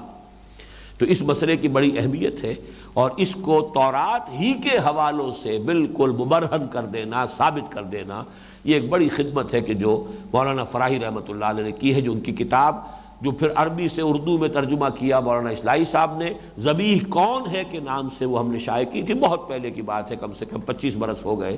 اس کے کچھ نسخے بھی موجود ہیں، اور بہرحال جن لوگوں کو اس دلچسپی ہو وہ حاصل کر سکتے ہیں۔ وَإِذْ جَعَلْنَا الْبَيْتَ مَثَابَةً لِلنَّاسِ وَأَمْنًا وَاتَّخِذُوا مِن مَّقَامِ إِبْرَاهِيمَ مُصَلًّى، اور اختیار کر لو، بنا لو ابراہیم کے کھڑے ہونے کی جگہ میں سے نماز پڑھنے کی جگہ، مصلی یہ بھی اس میں ظرف ہے صلاۃ سے، وہ جگہ جہاں پر نماز پڑھی جائے، مقام بھی اس میں ظرف ہے، قیام کی جگہ، قیام گاہ، لیکن اس کے دو مفہوم جو لیے گئے ہیں، اور ایک عام مفہوم جو ہے جو بہت زیادہ رواج پا چکا ہے وہ بھی سلف سے چلا آ رہا ہے، ایک دوسرا مفہوم جو اگرچہ عام نہیں ہے لیکن وہ بھی سلف سے ہے، وہ بھی عبداللہ ابن عباس رضی اللہ تعالیٰ عنہ سے وہ بھی روایت کیا گیا ہے۔ جو عام جو ہے وہ تو یہ ہے کہ حضرت ابراہیم جب تعمیر کر رہے تھے بیت اللہ کی، تو ظاہر بات ہے کہ اس وقت نہ تو کوئی ایسی مشینیں موجود تھیں کہ جن سے اونچا ہوا جا سکے، اور یہ باقی سارا یہ بھی بعد میں جو تعمیر کے جو بھی نظام بنے ہیں، پیڑ لگانا اور اوپر چڑھنا، شاید اس کا بھی سامان نہ ہو ان کے پاس، تو اللہ تعالیٰ نے معجزانہ طور پر ایک پتھر انہیں دیا تھا جس پر وہ کھڑے ہو کر تعمیر کرتے تھے، اور جیسے جیسے دیوار اونچی ہو رہی تھی وہ پتھر بھی اونچا ہوتا چلا جاتا تھا۔ وہ گویا کہ لفٹ کا کام بھی کرتا تھا اور ان کے کھڑے ہونے کی جگہ کا کام بھی کرتا تھا۔ وہ پتھر ہے جو اب بھی خانہ کعبہ میں رکھا ہوا ہے، اور وہ مقام ابراہیم اسے کہتے ہی ہے کہ اس پر کھڑے ہو کر حضرت ابراہیم نے خانہ کعبہ کی تعمیر کی ہے، اور وہ ایک سنہری اس کے اندر کیس کے اندر شیشے کے وہ موجود ہے، اور وہاں پر 2 رکعتیں طواف کے بعد جو ہے اس کے پیچھے ایسے رخ کر کے کہ سامنے مقام ابراہیم آ جائے اور پھر اس کے سامنے خانہ کعبہ ہو، اس سمت میں کھڑے ہو کر 2 رکعتیں طواف کی واجب ہیں جو ادا کی جاتی ہیں۔ بہرحال ایک تو مفہوم یہ ہے کہ مقام ابراہیم کو نماز کی جگہ بنا لو، یعنی اس کی گویا کہ عملی تفسیر کیا ہے کہ جب بھی طواف کرو تو اس مقام ابراہیم کے پاس بھی جا کر 2 رکعت ادا کیا کرو، یا یہ کہ وہاں پر نماز پڑھنے کی زیادہ ایک فضیلت ہو جائے گی۔ دوسرا مفہوم، اور یہ بھی حضرت عبداللہ ابن عباس رضی اللہ تعالی عنہما سے مروی ہے، کہ مقام ابراہیم سے مراد ہے قیام گاہ ابراہیم کی۔ یہ پورا جو علاقہ ہے مکے کا، یہ حرم کی جگہ، یہ گویا کہ پورا حضرت ابراہیم علیہ السلام نے جب اپنی بیوی کو حضرت ہاجرہ کو، اپنے بیٹے کو اسماعیل کو یہاں آباد کیا ہے، تو یہ گویا کہ ان کا مقام ہے، ان کی قیام گاہ ہے، ان کے ٹھہرنے کی جگہ ہے۔ اس کو نماز کے لیے بنا لو، گویا کہ یوں سمجھیے کہ بیت اللہ وہ تو ایک وہ چوکور گھر ہے اس وقت جو بھی، اور اس کے گرد جو ہے مسجد حرام، یہ ہے نماز پڑھنے کی جگہ۔ وہ تو مسجد حرام کی گود میں اللہ کا گھر وہ جو ہے بیت اللہ جو ہے وہ اس کے درمیان میں ہے، تو یہ دوسرا مفہوم ہو جائے گا کہ یہاں پر مقام ابراہیم سے مراد حضرت ابراہیم کی قیام گاہ۔ وَاتَّخِذُوا مِن مَّقَامِ إِبْرَاهِيمَ مُصَلًّى وَعَهِدْنَا إِلَىٰ إِبْرَاهِيمَ وَإِسْمَاعِيلَ أَن طَهِّرَا بَيْتِيَ لِلطَّائِفِينَ وَالْعَاكِفِينَ وَالرُّكَّعِ السُّجُودِ۔ عہدنا الی، عہد کے بعد جب الی کا صلہ آتا ہے تو اس کے معنی ہوتے ہیں کسی کے ذمے کوئی کام ڈال کر اور اس سے عہد لے لینا کہ یہ ذمہ داری میں نبھاؤں گا۔ عہدنا الی ابراہیم، ہم نے یہ ذمہ داری ڈال دی اسماعیل اور ابراہیم پر، ابراہیم اور اسماعیل پر، ان طہرا بیتی، کہ میرے اس گھر کو دونوں، یہ اب یہ تثنیہ کا صیغہ آ رہا، طہرا امر کا صیغہ تثنیہ سے، دونوں تمہاری ذمہ داری ہے کہ میرے اس گھر کو پاک رکھو گے۔ پاک کس اعتبار سے؟ یہاں کوئی کوڑا کرکٹ نہ ہو، میل کچیل نہ ہو، کوئی تعفن نہ ہو، جو بھی اس کے طواف کرنے والے آئیں، یہاں اعتکاف کرنے کے لیے آئیں، ان کو کوئی تکدر نہ ہو، ان کی طبیعت جو ہے اس کے اوپر کوئی بوجھ نہ ہو، پوری یکسوئی کے ساتھ اپنی توجہ کے ارتکاز کے ساتھ ہم سے لو لگا سکیں۔ تو ایک تو ہے یہ ظاہری طور پر، اور دوسرے معنوی طور پر شرک جو ہے سب سے بڑی نجاست ہے۔ ہمارے اس گھر کو ہر طرح کی نجاست اور گندگی سے پاک رکھنا، یہاں شرک کی آلائش نہ آنے پائے، اور یہاں پر کوئی اور ظاہری گندگی جو ہے وہ بھی نہ ہو۔ طہرا بیتی للطائفین والعاکفین والرکع السجود، طواف کرنے والوں کے لیے۔ طواف اصل میں یہ عبادت ہے کہ جس کا خاص تعلق بیت اللہ کے ساتھ ہے، جیسے کہ شمع کے گرد جو ہے وہ پروانہ چکر لگا رہا ہو، اس طرح کے 7 چکر جب انسان لگاتا ہے، اور خاص طور پر ویسے عام حالات میں تو عام کپڑوں میں بھی، لیکن جب عمرہ کرے یا حج کرے تو احرام کی حالت میں جب کر رہا ہوتا ہے تو وہ ایک خاص منظر ہے، اس کی ایک خاص کیفیت ہے۔ جن کی تو وہ ارواح جو ہے وہ بیدار ہے، ان کو تو کیا کیا کچھ محسوس ہوتا ہوگا۔ بعض چیزیں اس کی ایسی ہیں کہ جو عام آدمیوں کو بھی محسوس ہوتی ہے، اس کا ایک کیف اور سرور اور اس کی لذت، اس کا منظر جو ہے وہی کسی دیکھنے والے کے لیے بہت ہی مسحور کن منظر ہے، جیسے پروانہ وار جو ہے شمع کے گرد لوگ چکر لگا رہے ہیں۔ طہرا بیتی للطائفین والعاکفین، عاکف کہتے ہیں کسی شے پر توجہ کر کے یکسو ہو کر بیٹھ جانا۔ عکف علیہ یعکف اے اقبل علیہ مواظبا ولازمہ، کوئی شخص کسی چیز کی طرف رخ کر لے وہ پوری پابندی کے ساتھ اور اس کو اپنے اوپر لازم کر لے، اس کو ہندی میں کہتے ہیں دھیان، جس کے لیے میڈیٹیشن کا لفظ بھی انگریزی میں ہے۔ تو آپ نے یہ 2 الفاظ ہندی کے سنو گے، گیان اور دھیان۔ گیان نالج ہے، دھیان یہ ہے مراقبہ اور توجہ کو جو ہے مرکوز کرنا، اور یہ لفظ قرآن مجید میں آیا ہے بتوں کے سلسلے میں بھی۔ چنانچہ سورۃ الاعراف میں بنی اسرائیل کے بارے میں آیا، جب وہ نکلے وہاں سے مصر سے تو انہوں نے دیکھا اسی سینائی پیننسولا میں کچھ قوموں کو کہ ان کے بت ہیں اور بتوں کا وہ اعتکاف کرتے ہیں۔ فَأَتَوْا عَلَىٰ قَوْمٍ عَاكِفِينَ عَلَىٰ أَصْنَامٍ لَهُمْ، ان کا گزر ہوا ایسی قوم پر کہ جن کے کچھ بت تھے اور وہ ان کے اوپر دھیان کر کے بیٹھتے تھے، توجہ کر کے۔ تو انہوں نے کہا اے موسیٰ ہمارے لیے بھی ایسی کوئی چیز بنا دو، کوئی الہ بنا دو۔ واقعی یہ توجہ کو مرکوز کرنے کے لیے، جیسے ڈاکٹر رادھا کرشنن نے کہا ہے کہ یہ بت پرستی ہمارے ہاں صرف اس لیے ہے کہ توجہ کے ارتکاز کے لیے کوئی آبجیکٹ ہمیں درکار ہے، بس خوں گرے پے کرے محسوس تھی انسان کی نظر، مانتا پھر کوئی اندیکھے خدا کو کیوں کر۔ اندیکھے خدا کے ساتھ لو لگانا، توجہ کا ارتکاز، وہ بڑا مشکل ہے عام آدمی کے لیے۔ لہذا عام آدمی کے لیے یہ ہے کہ کوئی ایسی محسوس شے سامنے رکھی ہو، اس پر توجہ کو مرکوز کیا جائے۔ ان کے حوالے سے وہ ڈیٹیز جو ان کے خیال میں ہیں کہ جن کے لیے یہ مظہر بنا لیے گئے ہیں، تو ہم ان کو تو نہیں پوچھتے، در حقیقت وہ تو ہم چاہتے ہیں ان سے لو لگانا، لیکن ان کی طرف توجہ جو ہے اپنی مرکوز کرنے کے لیے ہم نے ایک محسوس شے اس بت کو بنا لیا۔ یہ فلسفہ بت پرستی کا ڈاکٹر رادھا کرشنن نے بیان کیا۔ بہرحال اسی طریقے سے حضرت ابراہیم کا قول بھی آیا سورہ انبیاء کی آیت نمبر 52 میں، انہوں نے اپنے والد سے کہا تھا ما هذه التماثيل التي انتم لها عاکفون، بیان یہ کیا مورتیاں ہیں جن کو میں دیکھتا ہوں کہ آپ لوگ بڑے ادب کے ساتھ اور دھیان کے ساتھ توجہ جما کر ان کے سامنے بیٹھتے، کیا ہے یہ؟ تو یہ اعتکاف جو ہے یہ بتوں کا تو ہوتا چلا آیا ہے، لیکن ایک اللہ کا اعتکاف کرنے والے وہ مسجدوں کے اندر بیٹھتے ہیں، وہ اسی طریقے سے بیت اللہ میں اعتکاف کے لیے لوگ آتے تھے، اور اب بھی ہوتے ہیں، بے شمار لوگ ہوتے ہیں۔ تو میرے اس گھر کو پاک و صاف رکھو۔ وَعَهِدْنَا إِلَىٰ إِبْرَاهِيمَ وَإِسْمَاعِيلَ أَن طَهِّرَا بَيْتِيَ لِلطَّائِفِينَ وَالْعَاكِفِينَ وَالرُّكَّعِ السُّجُودِ۔ رکع یہ جمع ہے راکع، رکوع کرنے والا، سجود ساجد کی جمع ہے، سجدہ کرنے والے۔ یہ گویا کہ 4 الفاظ، اور سورہ حج میں بھی یہ آیت آئی ہے یہ ذرا سے فرق کے ساتھ، وہاں آئی ہے عاکف کی بجائے قائمین، وہاں پر للطائفین والقائمین والرکع السجود، عاکف یہاں آیا ہے، وہاں پر قائمین، قیام کرنے والے۔ نماز کا چونکہ جیسے ایک رکن جو ہے سجدہ ہے، ایک رکن اس کا رکوع ہے، ایک قیام بھی ہے، تو ذرا سے فرق کے ساتھ یہ مضمون وہاں بھی آیا ہے۔ لیکن جو نوٹ کرنے والی اہم تر بات ہے، سورہ حج چونکہ مکی صورت ہے، وہاں صرف حضرت ابراہیم کا ذکر ہے، حضرت اسماعیل کا ذکر نہیں ہے۔ وَإِذْ بَوَّأْنَا لِإِبْرَاهِيمَ مَكَانَ الْبَيْتِ أَلَّا تُشْرِكْ بِي شَيْئًا وَطَهِّرْ طَهِّرَا نہیں طَهِّرْ بَيْتِيَ لِلطَّائِفِينَ وَالْقَائِمِينَ وَالرُّكَّعِ السُّجُودِ، صرف ابراہیم کا ذکر ہے، ساتھ اسماعیل کا ذکر نہیں ہے۔ یہاں اس کو نمایاں کیا گیا کہ ابراہیم اور اسماعیل 2 تھے کہ جو یہ کام کر رہے تھے۔ کیوں؟ اس لیے کہ یہاں پر اب تذکرہ کرنا ہے اس امت مسلمہ کا جس کا نیوکلیس بنی اسماعیل میں سے تیار ہو رہا ہے۔ یہ فرق ہے کہ ایک ہی مضمون قرآن مجید میں 2 جگہ آ رہا ہے، لیکن تھوڑا سا فرق بھی جو ہوتا ہے اس کے اندر، کہیں ایک ڈیٹیل اومٹ کر دی گئی، کہیں اس ڈیٹیل کو نمایاں کیا گیا۔ حضرت ابراہیم اصل معمار تو وہ ہے، حضرت اسماعیل کی حیثیت ہیلپر کی ہے۔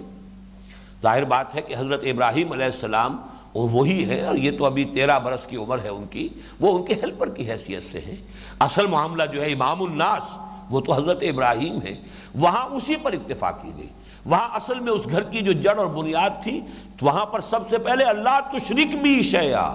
میرے ساتھ شرک ہرگز مت کرنا، مت شریک ٹھہرانا کسی شے کو، یہاں اس کو اومٹ کر دیا گیا۔ لیکن یہاں اسماعیل کا ذکر ہے، وہاں اسماعیل کا ذکر نہیں ہے، تو جب ہم دونوں مقامات کو جمع کر لیں گے تو بات پوری ہو جائے گی۔ یہاں طاہرہ میں میں نے کہا کہ وہ شرک کی نجاست سے پاک کرنا، یہ بھی وہاں پر گویا کہ امپلائیڈ ہے، وہاں اس کو نمایاں کیا گیا۔ وَإِذْ بَوَّأْنَا لِإِبْرَاهِيمَ مَكَانَ الْبَيْتِ أَلَّا تُشْرِكْ بِي شَيْئًا وَطَهِّرْ بَيْتِيَ لِلطَّائِفِينَ وَالْقَائِمِينَ وَالرُّكَّعِ السُّجُودِ وَأَذِّنْ فِي النَّاسِ بِالْحَجِّ يَأْتُوكَ رِجَالًا وَعَلَىٰ كُلِّ ضَامِرٍ يَأْتِينَ مِنْ كُلِّ فَجٍّ عَمِيقٍ لِيَشْهَدُوا مَنَافِعَ لَهُمْ۔ تو بات جو ہے یہ اکثر جو ہے یہ آیات جو آج ہم پڑھ رہے ہیں یہ قرآن مجید میں 2 جگہ پر آئی ہیں، اس کا بعد میں بھی تذکرہ ہوگا۔ وَعِدْنَا إِلَىٰ إِبْرَاهِيمَ وَإِسْمَاعِيلَ أَن طَهِّرَا بَيْتِيَ لِلطَّائِفِينَ وَالْعَاكِفِينَ وَالرُّكَّعِ السُّجُودِ وَإِذْ قَالَ إِبْرَاهِيمُ رَبِّ اجْعَلْ هَٰذَا بَلَدًا آمِنًا وَارْزُقْ أَهْلَهُ مِنَ الثَّمَرَاتِ مَنْ آمَنَ مِنْهُمْ بِاللَّهِ وَالْيَوْمِ الْآخِرِ۔ اور یاد کرو جب کہ کہا ابراہیم نے دعا مانگی، اے رب میرے، رب بے کے نیچے زیر ہے، ربی در حقیقت یہ اس کا مخفف سمجھیے، وہ ربی کی یہ جو ہے وہ صرف زیر کے ذریعے سے واضح ہو، اے میرے رب، اے پروردگار، میرے پروردگار، اس شہر کو، اس بستی کو امن کا گہوارہ بنا دیجو۔ اس کی تفصیل آئی ہے اس دعا کی سورہ ابراہیم میں، وَإِذْ قَالَ إِبْرَاهِيمُ رَبِّ اجْعَلْ هَٰذَا الْبَلَدَ آمِنًا۔ اب وہاں الف لام لگا کر اور اس پر زور دیا گیا، جبکہ ابراہیم نے کہا تھا اے رب میرے اس گھر کو امن کا گہوارہ بنائیو، وَاجْنُبْنِي وَبَنِيَّ أَن نَّعْبُدَ الْأَصْنَامَ، اور بچائے رکھیو مجھے بھی اور میری اولاد کو بھی، میری نسل کو بھی، کہ ہم ان بتوں کی پرستش کرنے لگ جائیں، معاذ اللہ۔ رب انہن اضللن کثیرا من الناس، اے رب ہمارے، اے رب میرے، ان بتوں نے بہت سو کو گمراہ کیا ہے پہلے بھی۔ فمن تبعنی، تو میری اس نسل میں سے جو میرا اتباع کرے، میری پیروی کرے، میرے نقش قدم پر چلے، فإنہ منی، تو وہ تو مجھ میں سے ہے ہی، وہ تو ان تمام وعدوں کا مصداق ہے ہی جو تو نے مجھ سے کیے ہیں۔ ومن عصانی فإنک غفور الرحیم، اور اے پروردگار جو میری نافرمانی کرے تو تو غفور الرحیم ہے۔ یہ التجا کی سب سے زیادہ لجاجت آمیز انداز جسے کہا جاتا ہے، اور کیا کہیں پروردگار تو غفور الرحیم ہے۔ ربنا انی اسکنت من ذریتی بواد غیر ذی زرع، اے رب ہمارے، میں نے اپنی اولاد میں سے ایک حصے کو، ایک نسل کی، اپنی ایک نسل کو، اپنی ایک شاخ کو تیرے اس گھر کے پاس، عند بیتک المحرم، تیرے اس حرمت والے، عزت والے گھر کے پاس آباد کر دیا ہے، اگرچہ بواد غیر ذی زرع، یہاں کوئی زراعت نہیں، کوئی پیداوار نہیں، بے آب و گیا وادی کے اندر۔ ربنا لیقیموا الصلاۃ، اس لیے اے رب کہ وہ نماز کا اہتمام کرے، نماز قائم کرے۔ فاجعل افئدۃ من الناس تہوی الیہم، تو اے رب اب لوگوں کے دلوں کو ان کی طرف مائل کر دے۔ اس حصے کو ضرور نوٹ کیجئے، کسی بھی کام کے لیے جب تک تعاون نہ ملے، جب تک لوگوں کا رجوع نہ ہو، وہ کام آگے نہیں بڑھ سکتا۔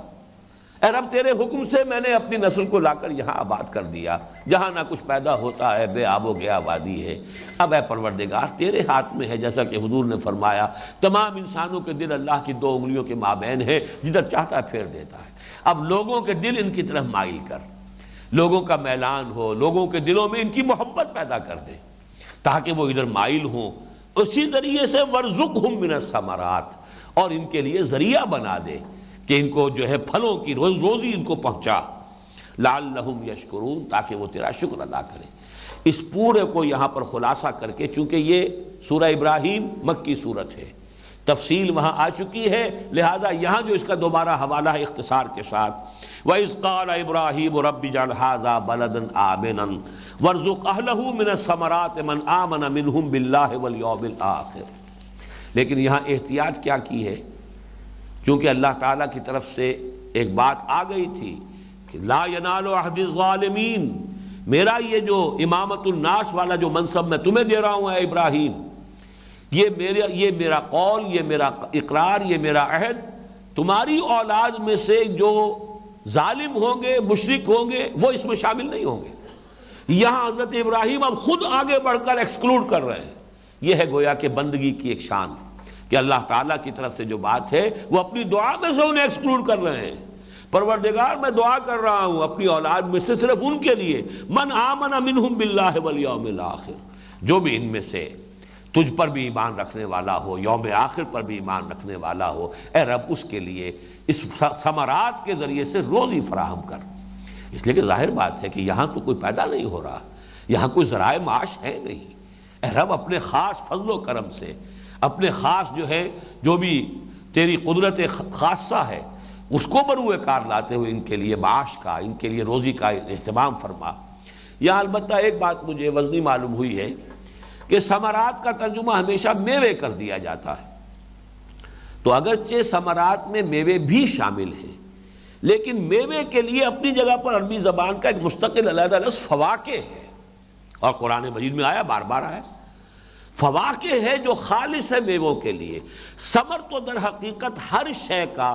جو بھی پھل ہے وہ اس کا ثمر ہے، یہاں تک کہ انسان کی اولاد اس کا ثمر ہے۔ وَكَانَ لَهُ ثَمَرٌ جو سورہ کہف میں آیا ہے، وہاں اس سے مراد بہت سے حضرات نے لیے کہ اولاد بھی تھی اس کی، اس کے 2 باغ بھی تھے، باغوں کے مابین کھیتی بھی تھی، کھجوروں کے درختوں کی باڑ بھی لگی ہوئی تھی، اس میں چشمے بھی رواں تھے، سب کچھ ہو رہا تھا، اور اس کے اپنے اولاد بھی تھی، خود بھی جو ہے وہ یعنی بے اولادہ نہیں تھا، بے ثمر نہیں تھا، بلکہ اس کی اولاد بھی تھی۔ تو اس حوالے سے یہاں پر ثمرات جو ہیں وہ تمام صرف ان جو بھی میوے جنہیں کہا جاتا ہے یا پھل، ان سے آگے بڑھ کر اجناس بھی اس میں شامل ہو جائیں گی۔ تو اے پروردگار، جو بھی ان میں سے ایمان پر صحیح ایمان کے حامل ہوں انہیں تو رزق بہم پہنچا۔ قال ومن کفر، فرمایا کہ جو کوئی کفر کرے گا فَأُمَتِّعُهُ قَلِيلًا، اب یہاں پر اللہ تعالیٰ کی طرف سے وضاحت کی جا رہی ہے، اس دنیا میں تو ہم اس کو بھی متاع دیں گے،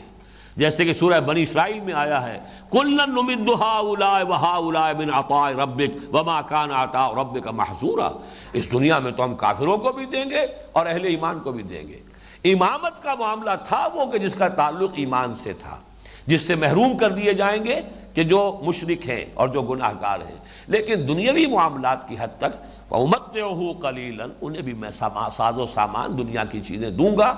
لیکن قلیل کے درجے میں ہے، پوری دنیا کی زندگی قلیل کے درجے میں ہے، تو جو کچھ یہاں پہ دیا جا رہا ہے خواہ تمہیں کتنا ہی بڑا معلوم ہو رہا ہو، لیکن یہ کہ وہ اصل میں حقیقت نفس الامری کے اعتبار سے قلیل کے حکم میں ہے۔ ثم استرہ الی عذاب النار، پھر میں اسے کشاں کشاں کھینچ کر لے آؤں گا آگ کے عذاب کی طرف، وبئس المصیر، اور وہ بہت ہی برا ٹھکانہ ہے۔ بارک اللہ لی ولکم فی القرآن العظیم ونفعنی وإیاکم بالآیات